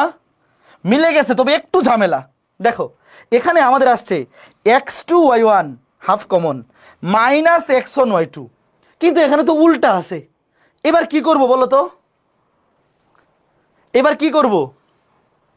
মডুলাস করে দেবো। শোনো, আমরা কি জানি এখানে এইটা বড় নাকি এইটা বড়? বলো, আমি কি জানি কোনটা বড়? এইটা বড় নাকি এইটা বড়? আমি কি জানি? না, আমি তো জানি না। তো মডুলাস করে এইভাবে সাজায় দাও। শোনো ভাইয়া, মডুলাসের মধ্যে তোমরা কি একটা জিনিস তো জানো, তাহলে আমার কথা শোনো। মডুলাসের মধ্যে a মাইনাস বি যে কথা, b মাইনাস এ একই কথা, এটা কে কে জানো? মডুলাসের মধ্যে 2 মাইনাস 3 যে কথা, 3 মাইনাস 2 একই কথা। কাজেই তুমি যখন মডুলাসের মধ্যে ঢুকাই দিবা, দেখো আমরা তো জানি ক্ষেত্রফল নেগেটিভ হইতে পারে না, তো মডুলাসের মধ্যে ঢুকাই দিলে তুমি মনে করো যে এটাকে মনে মনে চিন্তা করো a, এটাকে b, তাহলে a মাইনাস বি লেখা যে কথা, b মাইনাস এ লেখা একই কথা। তো প্রশ্নের মধ্যে যেভাবে আসে তখন তুমি ওইভাবে সাজাই দিবা, মডুলাস দিয়ে ওইভাবে সাজাই ফেলবা। তুমি x1 y2 এটাকে আগে লিখো, তারপর মাইনাস দিয়ে লিখো x2y1 শেষ। এটা শুধু লাস্টের লাইনের কাজ, মডুলাস বসায় দিবা। কে কে বুঝছো বলো? এত বর্গ একক খুবই ইম্পর্টেন্ট ম্যাথ। এই পুরা ম্যাথটা একটু ভালো মতো দেখো, এটা কিন্তু সৃজনশীলে আসবে। আমাকে বলছে মূল নিয়মে এই ত্রিভুজটার ক্ষেত্রফল বের করতে হবে। তো আমরা কি করছি, এ বিন্দু থেকে x অক্ষের উপর লম্ব আঁকাইছি, বি বিন্দু থেকেও লম্ব আঁকাইছি। তারপর বলছি যে আমাদের নির্ণেয় ত্রিভুজের ক্ষেত্রফল সমান এই সমকোণী ত্রিভুজের ক্ষেত্রফল যোগ এই ট্রাপিজিয়ামের ক্ষেত্রফল, এবং সেখান থেকে বিয়োগ এই যে নিচের এই ত্রিভুজটা, এটাও একটা সমকোণী ত্রিভুজ, এটা বিয়োগ করে দিলেই সুন্দর মতো মিলে গেছে। আর লাস্টের লাইনে যদি অটোমেটিক মিলে যায়, মনে করো যে প্রশ্নের মধ্যে এভাবেই আছে, যে এভাবেই আছে, তাহলে তুমি ডিরেক্ট মডুলাস বসাই দিবা, কোনো কিছু চেঞ্জ করার দরকার নেই। আর যদি এভাবে না থাকে, মনে করো তোমার আসছে a - b আর প্রশ্নে আছে b - a, তখন মডুলাস করে প্রশ্নে যেভাবে আছে সেভাবে দিয়ে দিবা। কারণ মডুলাসের মধ্যে a - b যে কথা, b - a একই কথা। এই ম্যাথটা কি বুঝছো? আসলেই খুবই ইম্পর্টেন্ট ম্যাথ, কিন্তু খুবই ইম্পর্টেন্ট, একদম সুপার ডুপার ইম্পর্টেন্ট ম্যাথ। ঠিক আছে, ভেরি গুড। একটু খালি দেখো, ভালো মতো দেখো, বুঝে ফেললে আবার জীবনেও ভুলবে না। ঠিক আছে, ওকে। এইবার এই ম্যাথটা করবো, বাট আসলে এই ম্যাথটা আসলে 3 এর সিতে দেওয়া ঠিক হয় না। এটা বইয়ের মধ্যে 3 এর সিতে বা 3 এর বিতে দিয়ে দিছে, বাট আসলে এটা আরো পরে থাকা উচিত ছিল। তবে আমি একটু তোমাদেরকে দেখাই আসি। তোমাদের কি এই টাইপটার কথা মনে আছে, যে দুইটা বিন্দুর সংযোগ রেখাকে, এটা 6 নাম্বার লেকচারের, এটা 6 নাম্বার ক্লাসের লেকচার শিট, কার কার মনে আছে? যে দুইটা বিন্দুর সংযোগ রেখাকে অন্য আরেকটা সরল রেখা যদি এমন অনুপাত m2 এই অনুপাতে বিভক্ত করে, তাহলে m1 এবং m2 এদের অনুপাত হবে জাস্ট এই বিন্দু দিয়ে এই রেখার বামপক্ষকে সিদ্ধ করা, আর এই বিন্দু দিয়ে এই রেখার বামপক্ষকে সিদ্ধ করা। আর মডুলাস কেন দিব? কারণ অনুপাত নেগেটিভ হইতে পারে না, এই জন্য মডুলাস। তো এই ম্যাথটা আসলে যদি 3.5 কিংবা 3.6 এ দিত, মানে 3.5 এ দিলে ঠিক ছিল, বাট এখানে দিয়ে দিছে। কিন্তু একটা ঝামেলা, কারণ এখনো আমরা দুই বিন্দুগামী সরল রেখার ক্ষেত্রফলের সূত্র শিখি নাই, বাট অনেকেই 9, 10 এ পড়ে আসছো। চলো, এটা যেহেতু বইয়ের মধ্যে 3 এর সিতে দিয়ে দিছে, আমরা চলো এইভাবে এটা এইভাবে পড়ে ফেলি। এটা ত্রিভুজের ক্ষেত্রফল দিয়েও করা যায়, ওইভাবে করার চাইতে এইভাবে করা ইজি। দেখো, মনে করো এ একটা বিন্দু x1 y1, বি আর একটা বিন্দু x2 y2। অনেকে 9, 10 এ পড়ছো সরলরেখার সমীকরণ। ধরো একটা রেখার উপরস্থ দুইটা বিন্দুর স্থানাঙ্ক দেওয়া, তোমাকে যদি বলে এ বি রেখার সমীকরণ নির্ণয় করো, এটা 9, 10 এ কে কে পড়ছো বলো? যারা পড়ো নাই কোনো সমস্যা নাই, এটা আমরা পড়বো 3.5 এ। কোনো টেনশন করো না, দুই বিন্দুগামী সরলরেখার সমীকরণ এটা আমরা 3.5 এ পড়বো, মানে 3 এর ইতে। আপাতত খালি ওই একটা ম্যাথ করার জন্য, যেহেতু ওই ম্যাথটা বইয়ের মধ্যে আছে 3.c তে বা 3 এর সিতে, চলো এটা শিখে রাখি। সমীকরণটা হচ্ছে x - x1 divide by x1 - x2 equals to y - y1 divide by y1 - y2। মানে একটা রেখার উপরস্থ তোমাকে দুইটা বিন্দুর স্থানাঙ্ক দিয়ে দিবে, দিয়ে বলবে যে এই দুইটা বিন্দুগামী সরলরেখার সমীকরণ। এখানে x এবং y হচ্ছে চলক, এই x এবং y হচ্ছে চলক, আর x1 x2 y1 y2 এদের মান তো প্রশ্নে দেওয়াই থাকবে। খালি লিখে রাখো যে দুই বিন্দুগামী সরলরেখার সমীকরণ হচ্ছে এইটা, x - x1 by x1 - x2 সমান y - y1 divide by y1 - y2। যারা পড়ো নাই কোনো সমস্যা নেই, আমরা 3.c তে মানে 3.5 এ এটা আরো বিস্তারিত পড়বো। আপাতত খালি যতটুকু বলতেছি অতটুকু শিখো, তাইলে এনাফ। মনে করো দুইটা বিন্দু এরকম, ধরো একটা 2,3 আর একটা -5,7। তোমাকে বলা হইলো ধরো এটা এ বিন্দু, এটা বি বিন্দু, এ বি সরল রেখার সমীকরণ বের করো। এ বি রেখার সমীকরণ, এ বি রেখার সমীকরণ কি হবে দেখো, x - x1, x - x1 হচ্ছে 2, x1 - x2 2, 2 মাইনাসে মাইনাসে +5 হয়ে যাবে। দেখো এই যে সূত্রটা হচ্ছে x - x1 divided by x1 - x2। তাহলে 2 থেকে -5 বিয়োগ করলে মাইনাসে মাইনাসে প্লাস হয়ে যাবে। তারপরে y - y1, y1 মানে হচ্ছে 3, y - 3 divide by y1, y1 - y2, 3 থেকে 7 বিয়োগ। বুঝছো সূত্রটা? এই যে একটু দেখাও, দেখো উপরের সাথে মিলাও, x - x1 divide by x1 - x2, y - y1 divide by y1 - y2। এই যে x - x1 divide by x1 - x2, y - y1 divide by y1 - y2। এবার তুমি ক্যালকুলেশন করো, দেখো x মাইনাস 2 ডিভাইড বাই দেখো 2 আর 5 যোগ করলে 7, আর এখানে y মাইনাস 3, 3 থেকে 7 গেলে -4। তাহলে এইবার তুমি এখান থেকে ক্যালকুলেশন করে ভ্যালুটা বাইর করে ফেলো, কত আসে দেখো, আর গুণন করো। -4x মাইনাসে মাইনাসে প্লাস 4 দুগুণে 8, 7 দ্বিগুণ করলে 7y, -3 সাথে 21, তাহলে এক পাশে করো 4x, এটাকে মানে ওই পাশে দিলাম, প্লাস 7y, -21 -8 -29। বুঝছো? যারা 9-10-এ পড়ছো, দুই বিন্দুগামী সরলরেখার সমীকরণ, এটা কিন্তু 9-10-এ হায়ার ম্যাথে স্থানাঙ্ক জ্যামিতিতে ছিল। তো যারা পড়ো নাই খালি জেনে রাখো এতটুকু জেনে রাখলেই হবে, কারণ এই ম্যাথটা করতে আমরা এই সিস্টেমে করলে ম্যাথটা অনেক ছোট হবে। এবং আমরা গত ক্লাসে দেখে আসছি যে দুইটা বিন্দুর সংযোজক রেখাকে অন্য একটা সরল রেখা যদি বিভক্ত করে, তাহলে যেই সরল রেখা বিভক্ত করবে সেই সরল রেখার সমীকরণটা আমার যদি জানা থাকে, দেখো যেই সরল রেখাটা বিভক্ত করতেছে সেই সরল রেখার সমীকরণ যদি আমি জানি, ইজিলি অনুপাত বের করে ফেলতে পারবো। এবং এরকম একটা ম্যাথও করছিলাম, মনে আছে তোমাদের? এই যে দেখো, এই যে দুইটা বিন্দু, দেখো দুইটা বিন্দুর সংযোগ রেখাকে এই রেখা যে অনুপাতে বিভক্ত করে, জাস্ট এই বিন্দু দিয়ে এই রেখার বামপক্ষকে সিদ্ধ করছি, আর এই বিন্দু দিয়ে এই রেখার বামপক্ষকে সিদ্ধ করছিলাম, মনে আছে? কাজে যেই রেখাটা বিভক্ত করবে তার সমীকরণ লাগবে, তাই তো? যেই রেখাটা বিভক্ত করবে তার সমীকরণটা বের করা লাগবে। ফাইন, চলো এবার আমরা ম্যাথটাতে যাই। এই ম্যাথটাতে আমরা এবার যাব, আর এই সমীকরণ সংক্রান্ত ব্যাপারগুলো 3.5-এ আরও আমাদের ক্লিয়ার হবে। এইবার প্রশ্নটা দেখো, প্রশ্নটা তুলে ডান কমেন্ট করো। আমি একটু প্রশ্নটা পড়ি। এ বি সি ডি চারটা বিন্দুর স্থানাঙ্ক দেয়া আছে, -1 -1, 5,7, -2,3, 4,1, চারটা বিন্দু। প্রমাণ করো যে এ বি রেখাংশকে সিডি রেখাটি 11:19 এই অনুপাতে অন্তর্বিভক্ত করে। তারপরে আবার এটা হচ্ছে একটা অংশ, তারপরে সিডি রেখাংশকে এ বি রেখাটি যে অনুপাতে অন্তর্বিভক্ত করে তাও নির্ণয় করো। আচ্ছা, দুইটা পার্ট, আগে এটা বের করবো। একটা আমি করে দেবো, আর একটা তোমরা নিজেরা করতে পারবা। ওয়েট, আগে এই পর্যন্ত ধরো তোমাকে বললো এ বি রেখাংশকে সিডি রেখাটি এত অনুপাতে অন্তর্বিভক্ত করে, এটা প্রমাণ করতে হবে। তো এই ম্যাথটা করার জন্য আমরা এ বি রেখার সমীকরণ লাগবে নাকি সিডি রেখার সমীকরণ লাগবে, বলো তো দেখি। এ বি রেখার সমীকরণ বের করা লাগবে নাকি সিডি রেখার? যেই রেখাটা বিভক্ত করে সেই রেখার সমীকরণ লাগে। মনে করো এ একটা বিন্দু, বি একটা বিন্দু, এ এবং বি এই দুইটা বিন্দুর সংযোগ রেখাংশকে সিডি রেখাটি যে অনুপাতে বিভক্ত করে, এটা বাইর করার জন্য সিডি রেখার সমীকরণ লাগবে। যেই রেখা বিভক্ত করে তার সমীকরণ লাগবে। তো এখানে যেহেতু বলছে এ বি রেখাংশকে সিডি রেখাটি এই অনুপাতে অন্তর্বিভক্ত করে, তো এটার বেলায় সিডি রেখার সমীকরণ লাগবে।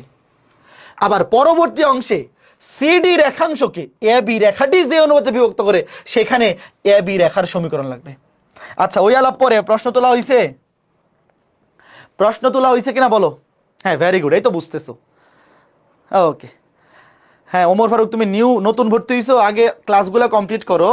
এক্সামগুলা ওয়েবসাইটে, এক্সাম ওয়েবসাইটের প্র্যাকটিস সেকশনে গেলেই পাবা, প্র্যাকটিস এক্সাম সেকশনে যে কোনো সময় দিতে পারবা। হ্যাঁ, আচ্ছা এখন আমার কথা শোনো।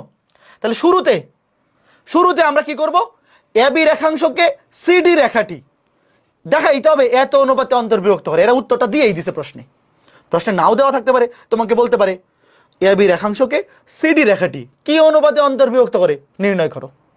এখন শুরুতে আগে সিডি রেখার সমীকরণ লাগবে। দেখো, যেই রেখা বিভক্ত করে সেই রেখার সমীকরণ, এটা আমরা দুইটা অংশে করি। ওয়েট, প্রথমে এই যে প্রথম অংশে সিডি রেখার সমীকরণ লাগবে, আর দ্বিতীয় অংশে যখন সিডি রেখাংশকে এ বি রেখাংশ বিভক্ত করবে তখন এ বি রেখার সমীকরণ লাগবে। ওয়েট, তোমরা নিচে করো, আমি ডানে বামে লিখে বলতেছি। দুইটাই বাইর করো, আগে বাইর করো। দেখো সিডি রেখার সমীকরণ, সি আর ডি কই? সি আর ডি এই যে দুইটা। দেখো এক্স মাইনাস x1, এক্স একটা সূত্রের মাইনাস আর একটা -2, মাইনাসে মাইনাসে প্লাস হয়ে যাবে। x minus x1, x1 minus x2, -2 -4 সমান y minus y1, y minus 3 divide by y1 minus y2, 3 - 1। এই বুঝছো? এই যে দেখো এক্স মাইনাস এক্স ওয়ান, এই যে এটা সি এটা টি, এক্স মাইনাস মানে plus two, X one minus X two, minus two minus four, Y minus Y one, Y minus three, Y one minus three minus one, তাহলে কত আসে দেখো, X plus two minus ছয়, Y minus three, দুই, কাটাকাটি করো, দুই আর minus ছয় কাটলে এখানে ওয়ান, এখানে মাইনাস তিন, তাহলে এক্স প্লাস টু সমান মাইনাস থ্রি ওয়াই, মাইনাসে মাইনাসে প্লাস নয়, এক পাশে করো, এক্স প্লাস থ্রি ওয়াই, দুই থেকে নয় গেলে মাইনাস সাত, এটা হচ্ছে সিডি রেখার সমীকরণ। একইভাবে এবি রেখার সমীকরণ বের করো, এবি রেখার সমীকরণ, X minus X one, X মাইনাসে মাইনাসে plus one, X one minus X two minus one minus five, Y minus Y one, Y মাইনাসে মাইনাসে plus one, Y one minus Y two minus one minus seven, কত হয় দেখো, minus one minus seven. এই বুচ্চ সূত্র আমরা বসাইছি, X minus মাইনাসে plus one, minus one minus five, Y minus মাইনাসে প্লাস ওয়ান মাইনাস সেভেন। এবার দেখো এটা মাইনাস ছয়, এটা মাইনাস আট, দেখো মাইনাস ছয় মাইনাস আট, মাইনাস বাদ দিয়ে দেও, আবার কাটাকাটি করো, তাহলে তিন আর চার, মাইনাস বাদ, এটা হবে তিন, এটা হবে চার, তাহলে এখন আর গ্রহণ করো, ফোর এক্স প্লাস ফোর সমান থ্রি ওয়াই প্লাস থ্রি, এক পাশে করো, four X minus three Y, চার থেকে তিন গেলে এক থাকে, four X minus three Y plus one equals to zero. এইবার লিখো, দেখো আমরা সিডি রেখা, তোমাকে আমি বোঝানোর জন্য তুমি চিত্র আঁকাইতে পারো, বাট না বুঝলেও চলবে, না মানে চিত্র না আঁকাইলেও চলবে, আমি লিখে বলতেছি ডিরেক্ট। এবি রেখাকে দেখো, এবি রেখাংশকে সিডি রেখাটি, যদি তুমি পরীক্ষা হলে এইভাবে লিখবা, ধরি এবি রেখাকে সিডি রেখাটি M1 অনুপাত M2 এই অনুপাতে অন্তর্বিভক্ত করে, অথবা তুমি যদি চাও যে চিত্র একে করবা, যদি চাও চিত্র আঁকাইতে পারো, না আঁকাইলেও কোনো অসুবিধা নাই। ধরো এই যে এ বিন্দু, এই যে বি বিন্দু, প্রথমে বলছে যে এ বি রেখাকে সিডি রেখাটি দেখাও, যে প্রমাণ করো যে এত অনুপাতে বিভক্ত করে, তাহলে এ হচ্ছে minus one minus one minus one minus one, আর বি হচ্ছে 5,7, আর এই যে সিডি রেখা, এই যে সিডি রেখা সমীকরণ কি, সমীকরণ হচ্ছে উপরে লিখি, X plus three Y minus seven equals to zero. তো ধরলাম এই পাশে M1, শোনো চিত্র আঁকাইলেও হবে না আঁকাইলেও হবে, আমি তোমাকে বোঝানোর জন্য আঁকাই দিলাম। ধরো এতটুকু M1, এতটুকু M2, তাহলে অনুপাতটা কি হবে দেখো, M1 বাই M2 সমান মডুলাস দিয়ে নেই, মডুলাস দিয়ে নিলাম। এবার যেটা করব, প্রথমে এই বিন্দু দিয়ে এই রেখার বাম পক্ষকে সিদ্ধ করব, অর্থাৎ ভালো মতো দেখো, এক্স জায়গায় বসে মাইনাস ওয়ান, ওয়াই জায়গায় মাইনাস ওয়ান, এটা হবে মাইনাস থ্রি, তারপরে মাইনাস সেভেন, আর নিচে এই বিন্দু দিয়ে এই রেখার বাম পক্ষকে সিদ্ধ করব, এক্স এর জায়গায় হবে প্লাস ফাইভ, ওয়াই এর জায়গায় সেভেন, তিন সাথে 21 মাইনাস সেভেন। দেখো মডুলাস করার পরে তো পজিটিভ হয়ে যাবে, তাহলে উপরে মাইনাস 4 মাইনাস 11, মডুলাস করলে তো প্লাসই হয়ে যাবে 11, আর নিচে 26 থেকে 7 গেলে 19, মিলছে, হ্যাঁ 11:19। সুতরাং কে কে বুঝছো বলো, সুতরাং M1 অনুপাত M2, M1 অনুপাত M2 সমান 11:19। তার মানে এবি রেখাংশকে সিডি রেখাটি 11:19 এই অনুপাতে অন্তর্বিভক্ত করে। এই তোমরা কি বুঝছো? ঠিক একইভাবে এটা কে কে পারবা বলো তো, এটা বাইর করে বলো উত্তর কত আসে, আমি তাও লিখে দিই। এটাতে বলছে সিডি রেখাংশকে এবি রেখাটি যে অনুপাতে বিভক্ত করে, তো এখানে বিভক্ত করবে এবি রেখা, এই জন্য এবি রেখার সমীকরণ বাইর করছি। তারপর তুমি চাইলে এখানে চিত্রটা আঁকাই দিতে পারো যে সিডি রেখাকে, এটা তোমরা বাইর করে বলো, আমি উত্তর করে দিব না, আমি খালি চিত্র আঁকাইতেছি। সি হচ্ছে -2,3, আর ডি হচ্ছে 4,1, এই অনুপাতে তোমরা বাইর করো। ধরো এই যে এবি রেখা, এবি রেখার সমীকরণ 4x - 3y + 1 = 0। তাহলে যদি আমি ধরি যে এবি রেখাটি সিডি রেখাকে M1 অনুপাত M2 এই অনুপাতে বিভক্ত করে, তাহলে m1 বাই m2 বসাও। আচ্ছা বসাই ফেলি, বসায় বলো কত আসছে, বসায় বলো কত আসে। আগে এই বিন্দু দিয়ে এই রেখাকে সিদ্ধ করো বাম পক্ষকে। তাহলে x এর জায়গায় -2 বসালে -4 দুগুণে 8, y এর জায়গায় 3 বসালে -3 3 9 প্লাস 1। আর এই বিন্দু দিয়ে সিদ্ধ করলে x এর জায়গায় 4 4 4 16 মাইনাস y এর জায়গায় 1 3 1 3 প্লাস 1। তাহলে কত হচ্ছে দেখো, আলটিমেটলি মডুলাস করে দিলে সেটা কি হয়ে যাবে, প্লাস হয়ে যাবে। দেখো -8 -9 মানে কত, -17 প্লাস 1 মানে 16, মডুলাস করলে প্লাস হয়ে যাবে। তারপর 16, দেখো 16 আর 1 কত 17, 17 3 গেলে কত 14, মডুলাস করে দিলে প্লাস হবে। কাটাকাটি করো, 2 দিয়ে ভাগ করো, 8/7। সুতরাং m1 অনুপাত m2, এই ম্যাথটা ভালো মতো বুঝছো কয়জন, হাত তুলো। 8:7, 8:7। তার মানে একটা অনুপাত দেওয়া আছে, প্রশ্নে বলাই আছে প্রমাণ করো যে 11:19, বাট এটাও কিন্তু পরীক্ষায় দেওয়া নাও থাকতে পারে। 11:19 আর একটা 8:7, এটা কিন্তু দেওয়া নাই উত্তর। কাজেই একটা রেখাকে আর একটা রেখা যখন বিভক্ত করবে, যেই রেখাটা বিভক্ত করবে তার সমীকরণটা বের করবা, এবং যেই রেখাকে বিভক্ত করবে, এই যে এবি রেখাকে বিভক্ত করছে, এই বিন্দু দিয়ে এই রেখার বামপক্ষকে সিদ্ধ করো, এই বিন্দু দিয়ে এই রেখার বামপক্ষকে সিদ্ধ করো, অনুপাত চলে আসবে, শেষ। ওকে, ভেরি গুড। তার মানে আমরা প্রথম কাজ, যেই রেখা বিভক্ত করবে, এখানে সিডি রেখাটি বিভক্ত করতেছে, সিডি রেখার সমীকরণ বের করব। এখানে এবি রেখাটি বিভক্ত করতেছে, এবি রেখার সমীকরণ বের করব। তারপরে এবি রেখাকে বিভক্ত করতেছে, এ বিন্দুর স্থানাঙ্ক দিয়ে সিদ্ধ, বি বিন্দুর স্থানাঙ্ক দিয়ে এর বামপক্ষকে সিদ্ধ, শেষ। প্রথম বিন্দুটা দিয়ে সিদ্ধ করে উপরে লিখবো, দ্বিতীয়টা দিয়ে নিচে, শেষ। ঘটনা ক্লিয়ার। এইবার আমাকে বলো, এই যে একটা ত্রিভুজের 3টা শীর্ষবিন্দু, ধরো x1 y1 x2 y2 x3 y3, এই টাইপটা এখনো পর্যন্ত একাডেমিক পরীক্ষায় কখনো আসে নাই, আসার সম্ভাবনা নাই। এটা ইঞ্জিনিয়ারিং ভর্তি পরীক্ষায় এমসিকিউতে দিতে পারে, এই জন্য আমরা এটা শিখে রাখবো। এটা কঠিন কিছু না, ওই যে 9-10 টপিকটাই। তোমাদের কি মনে আছে যে এই ত্রিভুজটাতে আমরা যদি ঘড়ির কাঁটার বিপরীতে ঘুরি তাইলে ক্ষেত্রফল ধনাত্মক আসবে, আর যদি ঘড়ির কাঁটার দিকে ঘুরি তাইলে ক্ষেত্রফল ঋণাত্মক। 9-10 পড়ছিলাম, মনে আছে? বাট আমরা যখন ক্ষেত্রফল বের করি, আমরা ঘড়ির কাঁটার দিকে কিংবা বিপরীতে একদিকে ঘুরলেই হইল, কারণ যদি ক্ষেত্রফল নেগেটিভ চলে আসে তখন আমরা মডুলাস করে পজিটিভ বানাই দিলেই তো হচ্ছে। কাজে আমার চিত্র একে কোনটা ধনাত্মক দিক, কোনটা ঋণাত্মক দিক, কোনটা ঘড়ির কাঁটার দিকে, কোনটা বিপরীতে, অত কিছু মেজার করা লাগে না আসলে। লাস্টে নেগেটিভ আসলে মডুলাস বসাই দিলেই হয়। বাট এই টপিকটা থেকে একটা এমসিকিউ আসতে পারে। ধরো এই যে এই ত্রিভুজটা ক্ষেত্রফল, ক্ষেত্রফল কত, হাফ ইন্টু নির্ণায়ক দিয়ে লিখি x1 y1 1। মনে আছে এই যে নির্ণায়ক দিয়ে এভাবে করতাম, তারপর দুইটা জিরো বানাইতাম, x2 y2 1 x3 y3 1।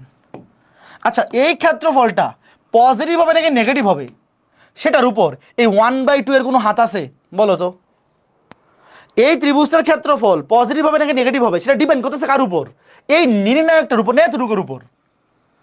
এটাকে বলে ত্রিভুজের নিশ্চায়ক। ধরো এটা এ বি সি, এটা হচ্ছে ত্রিভুজ এ বি সি এর ক্ষেত্রফল। ধরো এইটা ত্রিভুজ এ বি সি এর ক্ষেত্রফল, ত্রিভুজ এ বি সি এর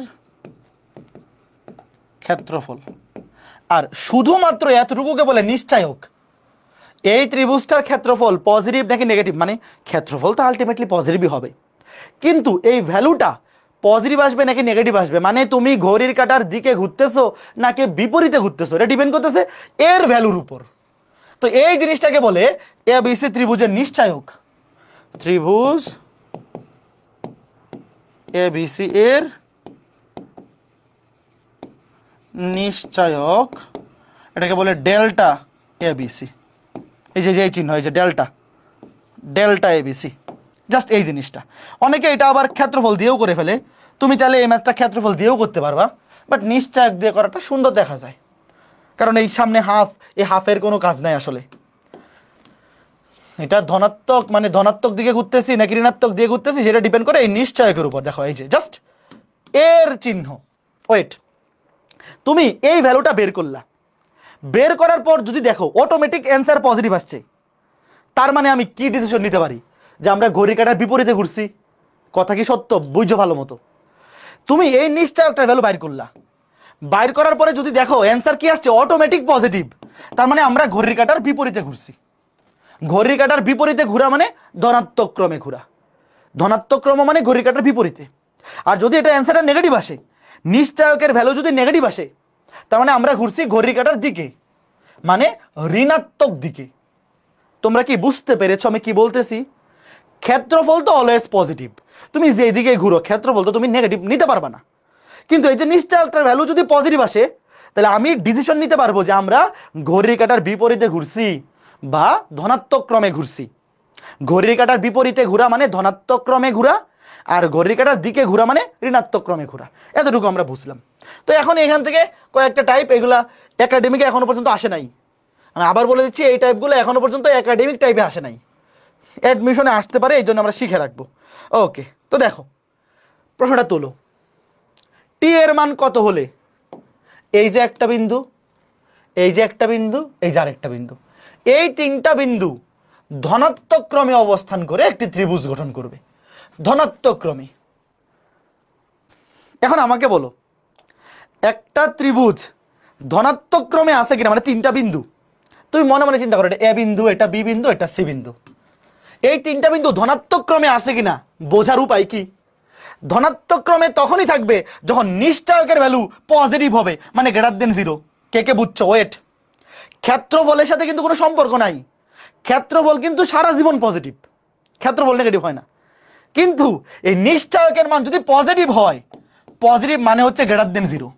এই যে এই ভ্যালুটা নিশ্চয়কের মান যদি পজিটিভ হয়, গ্রেটার দেন 0 হয়, তার মানে এরা ধনাত্মক ক্রমে আছে। আর যদি ঋণাত্মক হয় মানে নেগেটিভ হয় বা লেস দেন 0 হয়, তখন ঋণাত্মক ক্রমে আছে। তোমরা কি প্রশ্ন বুঝছো? আগে প্রশ্ন তোলো, খুবই ইজি। যখন তোমাকে বলবে যে তিনটা বিন্দু একটা ত্রিভুজ উৎপন্ন করে ধনাত্মক ক্রমে ঘুরে, ধনাত্মক ক্রমে মানে ঘড়ির কাঁটার বিপরীতে, তার মানে তোমার দেখাইতে হবে নিশ্চয়কের মান পজিটিভ, মানে গ্রেটার দেন 0। আর যদি বলে ঋণাত্মক ক্রমে, তোমার দেখাইতে হবে নিশ্চয়কের মান নেগেটিভ, মানে লেস দেন 0, আর কিচ্ছু না।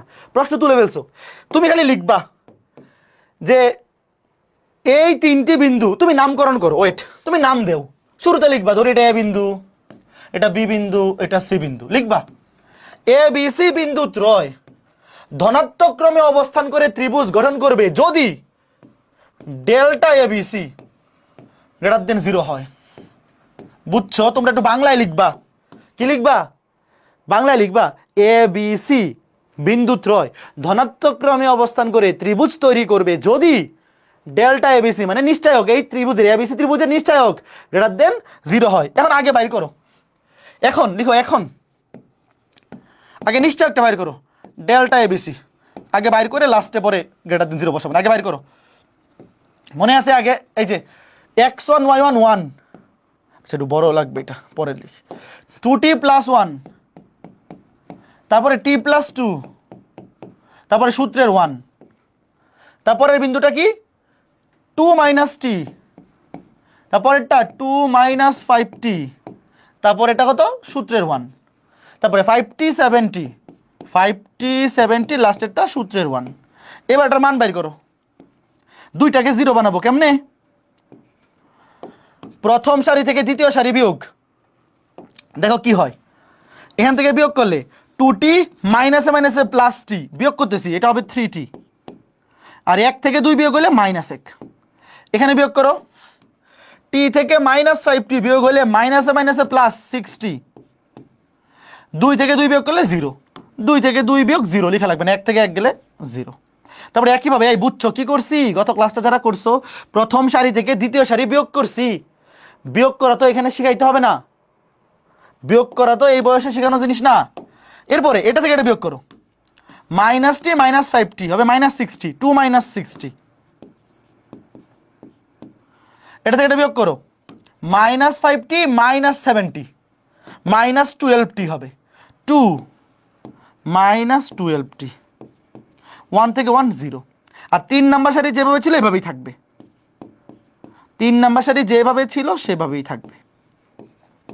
এবার এই যে এই 1 যেই সারিতে আছে এই সারি বাদ এই কলাম বাদ, 1 যেই সারিতে আছে এই সারি বাদ এই কলাম বাদ, এই বরাবর গুণ মাইনাস এই বরাবর গুণ, মনে আছে তো? চলো গুণটা করে ফেলি। এই যে 1 যেই সারিতে আছে এই সারি বাদ এই কলাম বাদ, এই বরাবর গুণ মাইনাস এই বরাবর গুণ। তুমি একবার এই গুণটা করে ফেলো, অথবা তুমি আগে লিখে করতে পারো যাতে ভুল না হয়।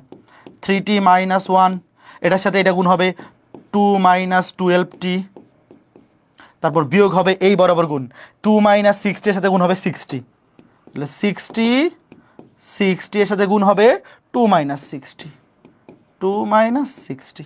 ডান পাশে লিখে দেখো কত আসে, 3 দুগুণে 60, আগে 3t দিয়ে গুণ করতেছি, মাইনাস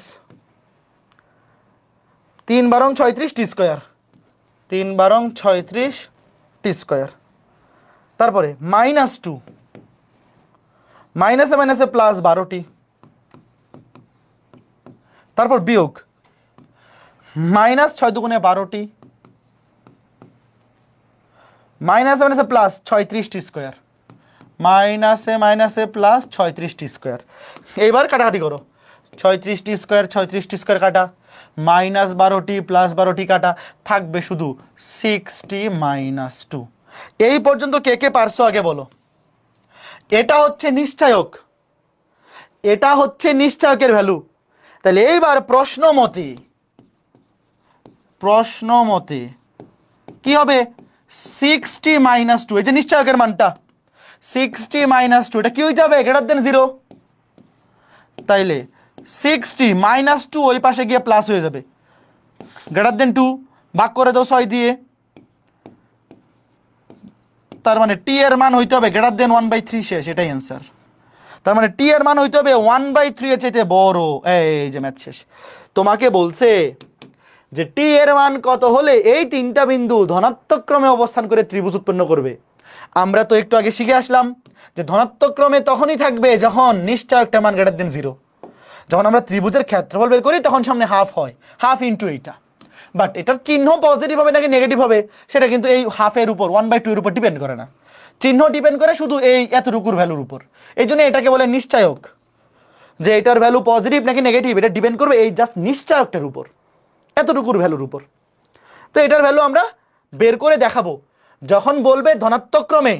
যদি বলে ধনাত্মক ক্রমে তাইলে লিখবো গ্রেটার দেন 0, আর যদি বলে ঋণাত্মক ক্রমে তাইলে লিখবো লেস দেন 0। কয়জন বুঝছো বলো?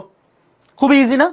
তার মানে টি এর মান যদি 1/3 এর চাইতে বড় হয়, 1/3 এর চাইতে বড় যে কোনো ভ্যালু হয়, তাহলে এই তিনটা বিন্দু ধনাত্মক ক্রমে অবস্থান করবে। আর যদি না হয়, 1/3 এর চাইতে যদি ছোট হয়, তাহলে ধনাত্মক ক্রমে অবস্থান করবে না।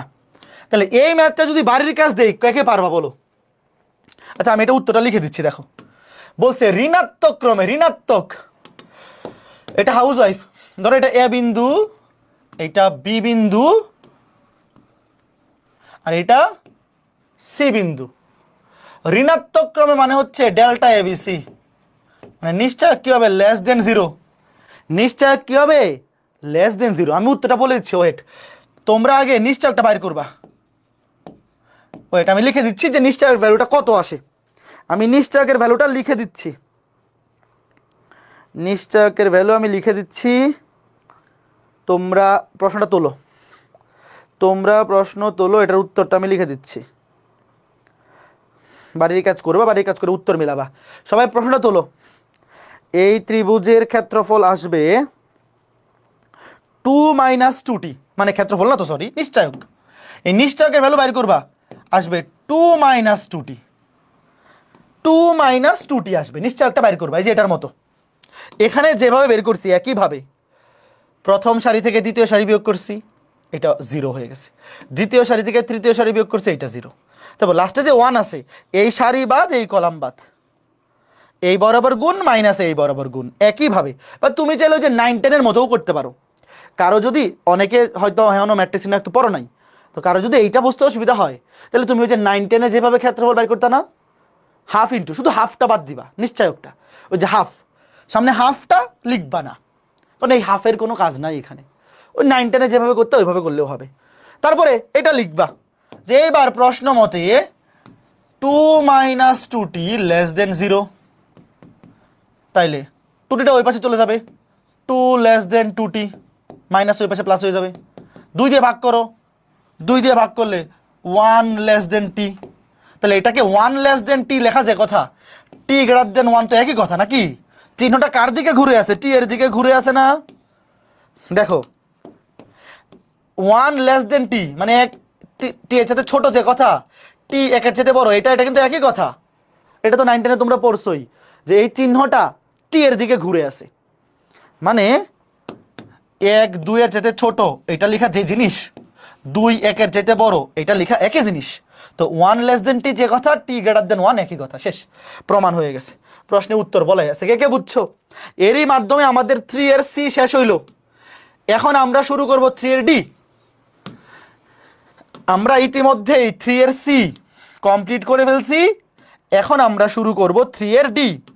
তাহলে বলো 3 এর c পর্যন্ত ভালো মতো সবগুলো টাইপ কে কে বুঝছো? আজকে ক্লাসের ম্যাথগুলো কিন্তু অনেক ইম্পর্টেন্ট ম্যাথ ছিল, যদিও এই টাইপটা এখনো পর্যন্ত একাডেমিক পরীক্ষায় আসে নাই, বাট এইচএসসিতে না আসলেও অ্যাডমিশনে কিন্তু আসতে পারে, এই জন্য আমাদের শিখে রাখতে হবে। বুঝতে পারছো? ওকে, ঠিক আছে। আর যদি কোনো টাইপ বুঝতে অসুবিধা হয়, ওই ক্লাসটা শেষ হওয়ার পরে ওই ম্যাথটা জাস্ট আরেকবার রিভিউ করবা। ধরো কিছু ম্যাথ থাকতে পারে যে ভাই একবার করার পরে আইডিয়াটা ক্লিয়ার হচ্ছে না, ভালো মতো এখনো বুঝতে পারি নাই, তাহলে ওই অংশটুকু ক্লাসটা শেষ হওয়ার পরে টেনে আবার দেখে ফেলবা, তাহলে দেখবা যে তুমি ক্যাচ করে ফেলতেছো। হয়তো বা ক্লাসের মধ্যে একটু অমনোযোগের কারণে এরকম হইতে পারে না যে ক্লাসের মাঝখানে সবসময় তো আর মনোযোগ সমান থাকে না, তো একটু অমনোযোগী হওয়ার কারণে হইতে পারে যে ভালো মতো বুঝতে পারো না ওই টপিকটা, আরেকবার একটু রিভিউ করে ফেলবা। তো 3 এর ডি দেখো, এটাও আসলে সরল রেখা না। শোনো, আমরা যে পড়তেছি আমরা 3 এর এ থেকে 3 এর সি মানে 3.1 থেকে 3.3 পর্যন্ত যে পড়ছি ওগুলা হচ্ছে স্থানাঙ্ক জ্যামিতি, আর 3 এর ডি হচ্ছে সঞ্চার পথ, আর 3.5 থেকে 3.7 হচ্ছে অ্যাকচুয়াল সরল রেখা। তার মানে আসলে সরল রেখা শুরু হবে ঈদের পরে। বুঝতেছো? এখন সঞ্চার পথ কি জিনিস? সঞ্চার পথ মানে হচ্ছে বিন্দুর চলার পথ। একটা বিন্দু যেই পথে চলে সেটাই তার সঞ্চার পথ।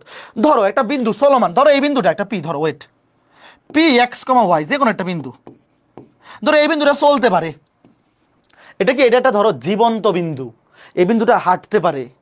তো এই বিন্দুটা যদি সোজা সুজি হাঁটা শুরু করে, প্রথমে গেলো মনে করো যে এই বিন্দু থেকে এখানে গেল, তারপরে এখানে, তারপরে এখানে, এরকম অনেক বিন্দু দিয়ে হাঁটতেছে, কিন্তু এই বিন্দুগুলা যোগ করলে একদম সরল রৈখিক একটা পথ হয়, মানে একদম সে একটা সরল পথে চলতেছে। তো একটা বিন্দু যদি সরল পথে চলে তখন ওই বিন্দুর সঞ্চার পথকে কি বলে? সরল রেখা। ঘটনা বুঝছো? একটা বিন্দু যদি চলমান বিন্দু হয় এবং সেই বিন্দুটা যদি একটা সরল পথে চলে, বুঝতেছো? ধরো আগে ছিল এখানে, তারপরে এখানে, তারপরে এখানে, তারপরে এখানে, তারপরে এখানে, এইভাবে চলতেছে। তো এগুলা যোগ করার পরে এটা যদি একদম একটা সরল রৈখিক পথ হয় তখন এই সঞ্চার পথটাকে আমরা কি বলবো? সরল রেখা বলবো। এখন আমাকে বলো, একটা বিন্দু কি সব সময় সরল পথেই চলবে এরকম কোনো কথা আছে? একটা বিন্দু কি এরকম বাঁকা পথে চলতে পারে না? যেমন তোমরা 9 10-এ না তো একদম ছোটবেলায় পড়ছিলাম, মনে আছে যে একটা স্থির বিন্দুকে কেন্দ্র করে আর একটা চলমান বিন্দু সমান দূরত্ব বজায় রেখে যদি একবার ঘুরে আসে তাহলে ওই বিন্দুর সঞ্চার পথকে বৃত্ত বলে। কার কার মনে আছে? সঞ্চার পথ মানে একটা বিন্দুর চলার পথ, ওয়েট। তো একটা বিন্দু যদি সোজা চলে তাহলে তাকে বলবো আমরা সরল রেখা, কথা সত্য। কিন্তু একটা বিন্দু যদি সোজা না চলে বক্র পথে চলে, বক্র পথে চললে তো অনেক কিছুই হইতে পারে, কিন্তু ধরো এইটা একটা স্থির বিন্দু, ওয়েট, ধরো এই বিন্দুটা চলতে পারে না, ধরো এটা স্থানাঙ্ক ধরলাম আলফা কমা বিটা, এই বিন্দুটা স্থির বিন্দু, সে চলতে পারে না। আরেকটা বিন্দু হচ্ছে পি বিন্দু, ধরো এক্স কমা ওয়াই, যে সে চলতে পারে। দেখো এটা স্থির বিন্দু, এটা কি বিন্দু? স্থির বিন্দু। এই বিন্দুটা ফিক্স করা, সে চলতে পারে না। আর এই বিন্দুটা ধরো চলমান বিন্দু, মানে সে নড়াচড়া করতে পারে। কিন্তু নড়াচড়া করার আগে আমরা একটা কাজ করলাম, এই স্থির বিন্দুর সাথে মনে করো যে এটা একটা গরু বা ছাগল, তুমি মনে করো যে এখানে খুঁট, এই ছাগলকে এখানে মনে করো যে খুঁট। এই গ্রামে যারা আছো তোমরা ওই যে গরু ছাগল বাইরে ওই যে কি বলে, আমাদের এলাকায় বলে ওই যে খুঁট মারা, ওই যে এরকম থাকে, এটাকে কেমনে বুঝাই, ওই যে মাটির মধ্যে খুঁট, এটাকে খুঁট মেরে রাখে যাতে গরু এর বাইরে যেতে না পারে। এখন মনে করো যে এই যে গরুর গলায় দড়ি বেঁধে তুমি এখানে খুঁট দিয়ে দিলা, তাহলে এই গরুটা সর্বোচ্চ কতটুকু ঘাস খাইতে পারবে? এই এতটুকু অঞ্চলের না, মানে এই গরুটা যদিও চলতে পারে, সে চাইলেও কি এই রেঞ্জের বাইরে যাইতে পারবে? বলো, এই যে এই রেঞ্জের বাইরে যাইতে পারবে? পারবে না। তার মানে এই যে একটা বিন্দু চলমান বিন্দু, সে ইচ্ছা মতো চলতে পারে, কথা সত্য, কিন্তু যেহেতু তুমি এই বিন্দুর সাথে তাকে খুঁট দিয়ে বাইরে দিছো দড়ি দিয়া, তার মানে সে যত দূরেই যাক সবসময় এই বিন্দু থেকে ম্যাক্সিমাম ওপি, ধরো এই বিন্দুটা ও বিন্দু, এই বিন্দুটা ও বিন্দু, ম্যাক্সিমাম ও বিন্দু থেকে পি, এই যে এই এতটুকু দূরত্ব বজায় রেখে সে ঘুরে আসতে পারবে, এর বেশি দূরে এসে যাইতে পারবে না। তো এখানে গরু দিয়ে উদাহরণ দেওয়ার দরকার নাই, তুমি খালি এতটুকু জিনিস শোনো যে একটা চলমান বিন্দু যদি একটা স্থির বিন্দু থেকে সর্বদা সমান দূরত্ব বজায় রেখে একবার ঘুরে আসে, এই যে ঘুরে আসলো, তখন এই বিন্দুর সঞ্চার পথকে কি বলে? বৃত্ত বলে। এটা কি জানো তোমরা? তখন এই সঞ্চার পথটাকে কি বলে? বৃত্ত বলে। সরল রেখার পরে আমাদের সবচেয়ে পরিচিত জিনিস হচ্ছে বৃত্ত, তাই তো? এবং এই স্থির বিন্দু থেকে, যে স্থির বিন্দু থেকে সে সমান দূরত্ব বজায় রেখে ঘুরে আসছে, এই সমান দূরত্বকে বলে বৃত্তের ব্যাসার্ধ। ধরো ওপি, এই ওপি সমান কি? বৃত্তের ব্যাসার্ধ। ওপি সমান এ, ধরলাম ওপি সমান এ, এটা হচ্ছে বৃত্তের ব্যাসার্ধ। আপাতত খালি এই দুইটা জানলেই চলবে, যে একটা রেখা যদি সরল পথে চলে তাহলে সেটা মানে একটা চলমান বিন্দু যদি সবসময় সরল রৈখিক পথে চলে সেই সঞ্চার পথটা হয় সরল রেখা। আর একটা চলমান বিন্দু যদি অন্য একটা স্থির বিন্দু থেকে সব সময় সমান দূরত্ব বজায় রেখে একবার ঘুরে আসে, তখন এই চলমান বিন্দুর যে সঞ্চার পথটা এটা হচ্ছে বৃত্ত। এই সমীকরণটাকে কি বলে, বা সঞ্চার পথটাকে কি বলে? বৃত্ত বলে। এবং বৃত্তের বেলায় এই স্থির বিন্দু থেকে যে কোনো বিন্দু, মনে করো পি বিন্দু, পি বিন্দুটা তুমি এখানে চিন্তা করো, বা ধরো হাঁটতে হাঁটতে পি বিন্দু এখানে আসলো, কিংবা এখানে এখানে এখানে, তুমি এই সঞ্চার পথের উপরস্থ যে কোনো বিন্দুকেই তুমি পি বিন্দু চিন্তা করতে পারো। এবং এই স্থির বিন্দু থেকে সবগুলা বিন্দু দূরত্ব কি হবে? ব্যাসার্ধের সমান। সবগুলা বিন্দু দূরত্ব হবে সমান, এবং সেটা কার সমান? ব্যাসার্ধের সমান। ফাইন, ওকে। তার মানে একটা জিনিস কি বুঝতে পারতেছো, যে সঞ্চার পথের উপরস্থ অসংখ্য বিন্দু আছে। আমি যদি তোমাকে জিজ্ঞেস করি যে সঞ্চার পথের উপরস্থ বিন্দুর সংখ্যা কয়টা, অযুত লক্ষ নিযুত কোটি না ভাই? এই বৃত্তের উপরস্থ কয়টা বিন্দু আছে? অনেক। এই যে এই যে এই যে এই যে এই যে, তুমি কি গুণে শেষ করতে পারবা? গুণে শেষ করতে পারবা? পারবা না। এই বৃত্তের উপরস্থ অসীম সংখ্যক বিন্দু আছে, এবং যে কোনো বিন্দুকে তুমি পি এক্স কমা ওয়াই ধরতে পারবা। কারণ কি? কারণ এই বিন্দু থেকেও ও বিন্দুর দূরত্ব ছোট হাতের এ, এখানে যদি পি বিন্দু নেও সেটাও হবে এ, এখানেও যদি নেও সেটাও এ। মানে এই সঞ্চার পথের উপরস্থ যে কোনো একটা বিন্দুকে তুমি পি এক্স কমা ওয়াই ধরতে পারো। সকল বিন্দুর জন্যই এই শর্তটা প্রযোজ্য হবে। সঞ্চার পথের বৈশিষ্ট্য হচ্ছে যে সঞ্চার পথের উপরস্থ যে কোনো বিন্দুর জন্য ওই কন্ডিশনটা প্রযোজ্য থাকবে। ওকে ফাইন, এইবার চলো আমরা আজকে ক্লাসে এক দুইটা ম্যাথ করে ফেলি, এই অধ্যায়ের শুরু করে দিই, ঠিক আছে? যেমন শুরুতে দেখো কি বলছে, প্রশ্নটা তোলো। একটি বিন্দু সেটের, এখানে দুইবার সেট লিখে ফেলছে, একবার হবে। একটি বিন্দু সেটের, একটা বিন্দু সেট মানে অসংখ্য বিন্দুর সেট, মানে অনেক বিন্দু আছে। সঞ্চার পথ হওয়ার জন্য তো অনেকগুলো বিন্দুই লাগবে। শোনো, সঞ্চার পথ হওয়ার জন্য কি লাগবে? অসংখ্য বিন্দু লাগবে। তো ধরো ওই যে ওই অসংখ্য বিন্দুর একটা সেট হচ্ছে, এই যে একটি বিন্দু সেটের যে কোনো একটা উপাদান দেওয়া আছে, যে কোনো উপাদান এই বিন্দু থেকে সর্বদা 4 একক দূরে অবস্থান করে। ওই সেটটি দ্বারা সৃষ্ট সঞ্চার পথের সমীকরণ নির্ণয় করো। আচ্ছা আমাকে বলো, একটা সঞ্চার পথের উপরস্থ কোনো একটা বিন্দু যদি, এটা কিন্তু একটা স্থির বিন্দু, শোনো, একটা বিন্দুর যদি স্থানাঙ্ক দেওয়া থাকে 2, এটা কি চলতে পারবে বলো? সে সারা জীবন 2, থাকবে না? ভালো মতো বুঝছো। একটা বিন্দুর যদি স্থানাঙ্ক তুমি ফিক্স করে দেও যে 2,3, তাহলে এটা তো আর চলার সুযোগ নাই, এটা সারা জীবন ওই নিয়েই পড়ে থাকবে। তো একটা স্থির বিন্দু, দেখো এটা একটা স্থির বিন্দু, মনে মনে এটা লেখা লাগবে না, খালি দেখো এটা একটা স্থির বিন্দু, কারণ স্থানাঙ্ক দেওয়া, স্থানাঙ্ক ফিক্স করা।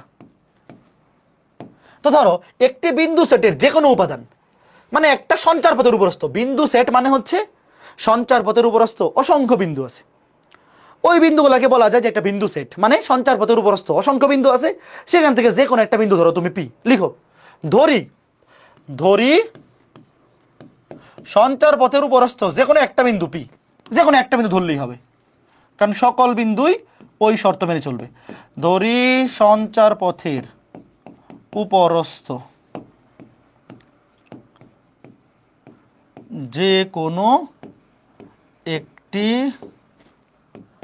বিন্দু পি, সঞ্চার পথের উপরস্থ অসংখ্য বিন্দু আছে, সেখান থেকে যে কোনো একটা বিন্দু আমরা পি বিন্দু ধরলাম। এটা কি চলমান বিন্দু, সঞ্চার পথের উপরস্থ বিন্দু মানেই চলমান বিন্দু। এইবার তোমাকে বলছে একটি বিন্দু সেটের যে কোনো উপাদান, এই যে আমরা এখানে যে কোনো উপাদান মানে যে কোনো একটা বিন্দু পি, এই বিন্দু থেকে সর্বদা 4 একক দূরে থাকে। মানে আমরা যদি ধরি যে এই বিন্দুটা এ আর এই বিন্দুটা পি, তাহলে প্রশ্নে বলছে কি যে সঞ্চার পথের উপরস্থ যে কোনো একটা বিন্দু পি অলওয়েজ এই বিন্দু থেকে 4 একক দূরত্বে থাকে। মানে প্রশ্ন মতে পি এ সমান 4 কয়জন বুঝছো? খুবই ইজি জিনিস, একদম খাঁটি বাংলা ভাষা। এটাও বৃত্ত হবে। এই সমীকরণটা কি সমীকরণ হবে? এটাও বৃত্তের সমীকরণ হবে। কেন? কারণ এটা স্থির বিন্দু থেকে সব সময় সমান দূরত্ব বজায় রেখে ঘুরে আসলে ওটা বৃত্ত হয়। একটা স্থির বিন্দুকে কেন্দ্র করে যদি একটা চলমান বিন্দু সমান দূরত্ব বজায় রেখে ঘুরে, ওটা বৃত্ত হবে। খেয়াল করে দেখো, তাহলে P A √of x - 2 whole square plus y - a plus 1 whole square সমান 4। এবার স্কয়ার করে দাও, উভয় পক্ষকে স্কয়ার, √ওভার চলে যাবে, উভয় পক্ষকে স্কয়ার করলে √ওভার ভ্যানিশ হয়ে যাবে। 2y + 1 সমান 4 4 এ 16। এইবার ক্যালকুলেশন করে সুন্দর বানাই দাও। এক্স স্কোয়ারের পরে লিখলাম ওয়াই স্কোয়ার, তারপরে -4x প্লাস 2y, এখানে 4 আর 1 5, 5 থেকে 16 গেলে -11 এই পাশে এসে। এই যে দেখো, এটা হচ্ছে নির্ণেয় সঞ্চার পথের সমীকরণ এবং এটা একটা বৃত্তের সমীকরণ। x square plus Y square -4x plus 2y -11 সমান 0, ইহাই নির্ণেয় সঞ্চার পথের সমীকরণ। দেখো তোমাকে বলছে যে এই স্থির বিন্দু থেকে সর্বদা 4 একক দূরত্বে অবস্থান করে ওই সেটটি দ্বারা, ওই সেট মানে ওই যে অসংখ্য বিন্দু, ওই অসংখ্য বিন্দু দ্বারা গঠিত সৃষ্ট সঞ্চার পথের সমীকরণ কি? এই যে এটা, যা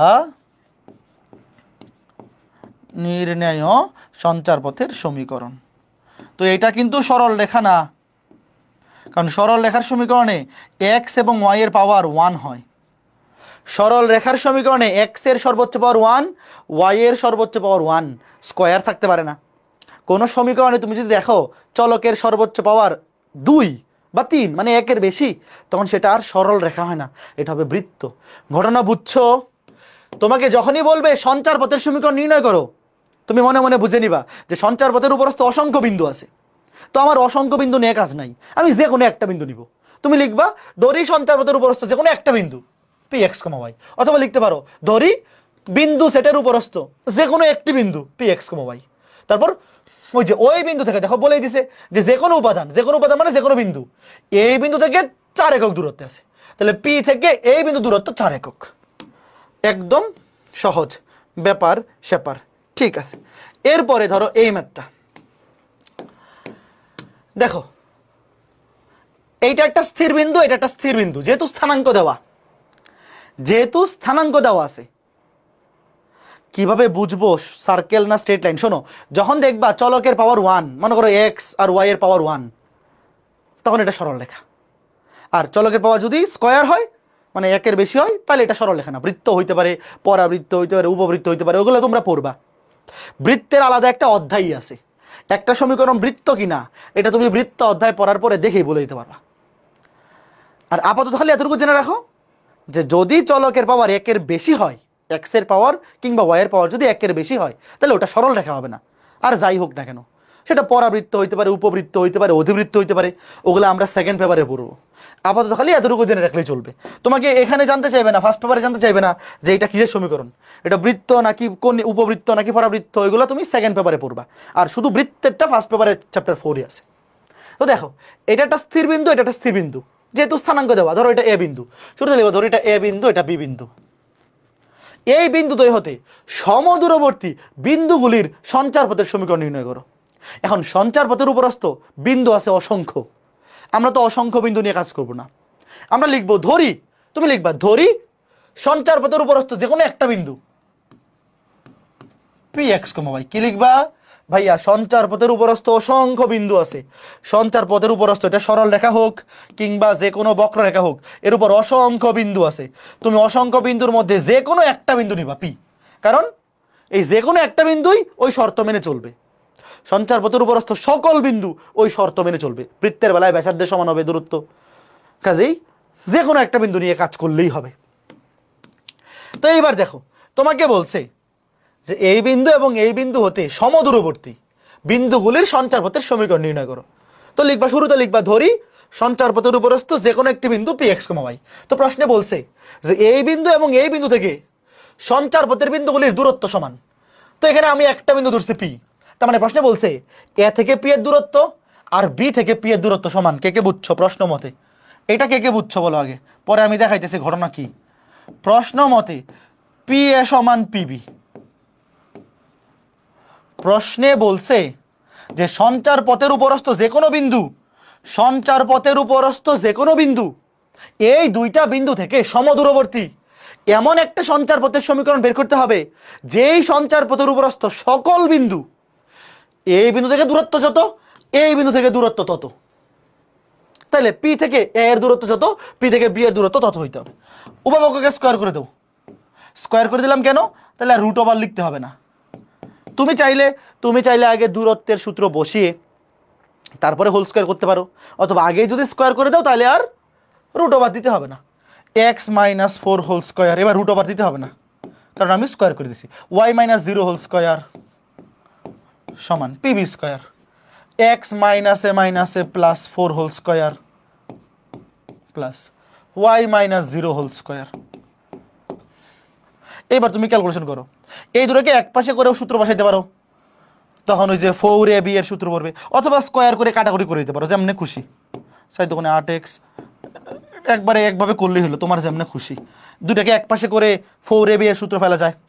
মানে এগুলা স্কোয়ার করা এত সহজ যে এক পাশে আনার সাথে কাটাকাটি করে ফেলা আরও বেশি সহজ, কাটাকাটি করে ফেলা আরও বেশি সোজা। এইভাবে এক্স করে কাটা, ওয়াই স্কোয়ার কাটা, 16 কাটা, কি থাকতেছে দেখো,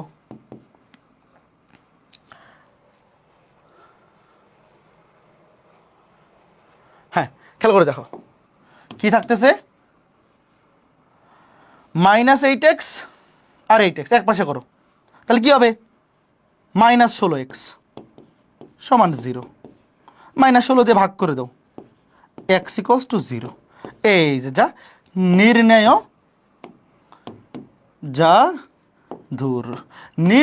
সঞ্চারপথের সমীকরণ, নির্ণয় সঞ্চারপথের সমীকরণ। এইবার আমাকে বলো তো এইটা কিসের সমীকরণ? এটা কি সরল রেখা?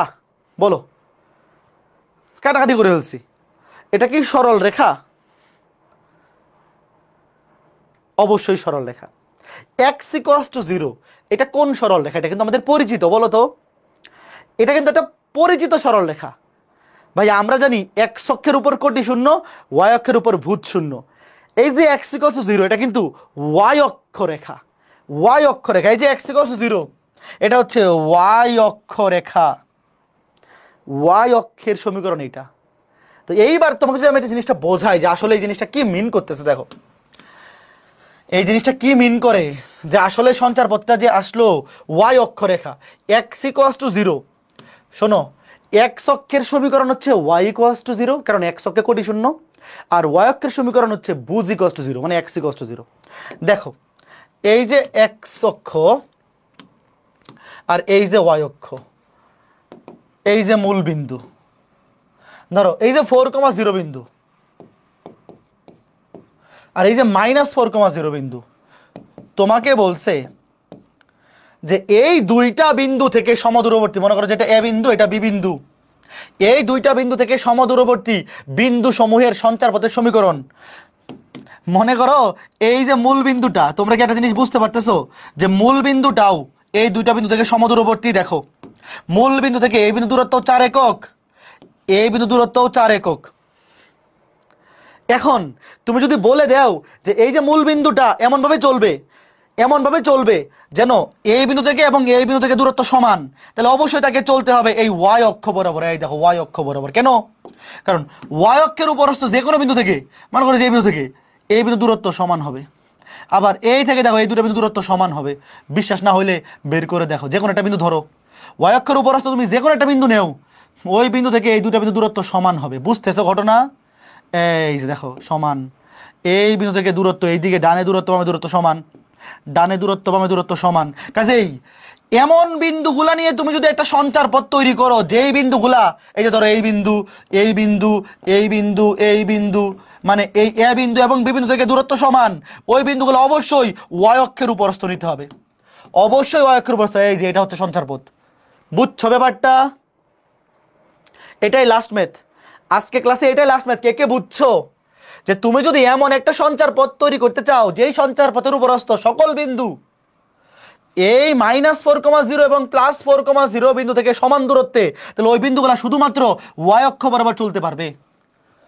তোমার কন্ডিশন অনুযায়ী যে তুমি চলতে পারবে ভালো কথা, এমন ভাবে চলতে হবে যেন এই দুইটা বিন্দু থেকে তোমার দূরত্ব সব সময় সমান থাকে। বুঝছো ব্যাপারটা? কাজেই ওই বেচারা তখন একদম এই বরাবর চলা ছাড়া কোনো উপায় নাই। এই জিনিসটা হচ্ছে অনেকটা এইরকম যে অনেক সময় এরকম হয় না যে তুমি তোমার বাবা মার কাছে বললা যে আমি বাইরে খেলতে যাইতেছি, বিকাল বাজে 5টা, তখন তোমার বাবা বললো হ্যাঁ খেলতে যাও কোনো সমস্যা নাই, কিন্তু একদম সন্ধ্যার আগে ফেরত আসতে হবে, মানে আজান পড়ার আগে বাসায় থাকতে হবে। তার মানে তো তোমাকে টাইম লিমিট করে দিল, কারণ তুমি 5টায় বেরোইছো, তার আজান যদি 6টায় পড়ে তো 1 ঘন্টার বেশি তুমি খেলতে পারবে না। অথবা তুমি বললা যে আমি কক্সবাজার ঘুরতে যাব, তখনও তোমার বাবা বললো যে হ্যাঁ কক্সবাজার ঘুরতে যাও, কিন্তু সন্ধ্যার আগে বাসায় থাকতে হবে। তার মানে কি তোমাকে ঘুরতে যাওয়ার অনুমতি ঠিকই দিছে, কিন্তু লক করে দিছে যে তুমি ইচ্ছা মতো ঘুরতে পারবে না, আসলে ওইটার মধ্যে ফেরত আসতে হবে। তো এইগুলো হচ্ছে এরকম কন্ডিশন যে এখানে ধরো একটা চলমান বিন্দু আছে, সে তো চাইলে এদিকে যাইতে পারতো, এদিকে যাইতে পারতো, এদিকে যাইতে পারতো, কিন্তু তুমি এমন একটা কন্ডিশন তাকে দিছো যে মনে করো যে এই বিন্দুটা, মনে করো যে একটা চলমান বিন্দু এখানে আছে, তুমি তাকে বললা যে তুমি তোমার ইচ্ছা মতো চলো, কিন্তু সবসময় আমার থেকে দূরত্ব এবং এখান থেকে দূরত্ব, এই দুইটা বিন্দু থেকে তোমার দূরত্ব সমান হইতে হবে। তুমি তাকে চলার অনুমতি দিলা, কিন্তু আসলে বাইধা দিলা যে এই বেচারা এখন চলতে পারবে, কিন্তু তুমি আগে থেকেই জানো যে এই বেচারা খালি এই বরাবরই ঘুরতে থাকবে, এইবারে কোথাও যেতে পারবে না, এইদিকেও আসতে পারবে না, এইদিকেও যাইতে পারবে না। বুঝছো ঘটনা? এই হচ্ছে ব্যাপার যে চলমান বিন্দুকে তুমি দড়ি দিয়ে বাইধা দিছো, যে মনে করো যে এখান থেকে একটা দড়ি দিয়ে বাঁধা, এখান থেকে একটা দড়ি দিয়ে বাঁধা, এই দুটো দড়ির দূরত্ব সবসময় সমান থাকতে হবে। এইবার বেচারা এই বরাবর নয়তো এই বরাবর, এই ওয়াই অক্ষ বরাবর ছাড়া অন্য কোনো দিকে যাইতে পারবে না। এই হচ্ছে ঘটনা। তো সঞ্চার পথের সমীকরণ সরল রেখা হইতে পারে, বক্র রেখাও হইতে পারে। সরল রেখার সমীকরণ চেনার বুদ্ধি কি? চলকের পাওয়ার 1 হইতে পারে x = 0 বা y = 0 বা 2x + 3y + 7 = 0, মানে x এর পাওয়ার এবং y এর পাওয়ার যদি 1 হয় সেটা সরল রেখা, যদি পাওয়ার 1 এর চেয়ে বেশি হয় সেটা সরল রেখা না, সেটা বক্র রেখা হয়ে যাবে। বৃত্ত হইতে পারে, পরাবৃত্ত, উপবৃত্ত, অধিবৃত্ত, বক্ররেখা অনেক ধরনের হয়, বাট আপাতত আমরা শুধু বৃত্তটাই চিনি, বাকিগুলো তো চিনি না। বৃত্ত পর্যন্ত থাকলেই চলবে, বাকিগুলো আমরা যখন সেকেন্ড পেপার পড়বো তখন তুমি জানতে পারবা। তো আগামী ক্লাসে আমরা 3AD শেষ করব। আগামী ক্লাসটা কবে? আগামী ক্লাসটা হবে ঈদের ছুটির পরে। তো সবাইকে ঈদের শুভেচ্ছা। আমাদের সরল রেখা অধ্যায়ের পরবর্তী ক্লাস অর্থাৎ লেকচার 9 আমরা ঈদের ছুটির পরে নিব। আগামীকালকে তোমাদের রাকিব ভাইয়া ত্রিকোণমিতি অধ্যায় ক্লাস নিয়ে ঈদের ছুটি দিয়ে দিবে। তো যারা দেরিতে ভর্তি হইছো তোমরাও কিন্তু চাইলে ঈদের ছুটিটা কাজে লাগাইলে আমাদের সাথে লাইভে চলে আসতে পারো।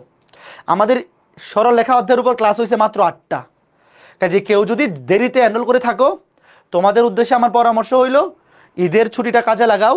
এই 8টা ক্লাস যদি কমপ্লিট করে ফেলতে পারো তাহলে ঈদের ছুটির পরে সুন্দর মতো আবার লাইভে জয়েন করে ফেলতে পারবা। আর ত্রিকোণমিতি অধ্যায় তো ক্লাস হয়েছেই মাত্র 2টা, ওটা তো রিকভার করা ইজিলি পসিবল। তো ঠিক আছে, সবার জন্য শুভকামনা থাকলো, সবার ঈদের ছুটি ভালো কাটুক। ঈদের পরে আমরা পুরো দমে সরল লেখা শুরু করে দেবো। আসলে মানে আমরা কিন্তু এখনো 3D-তে আছি, আমরা স্থানাঙ্ক জ্যামিতি শেষ করছি।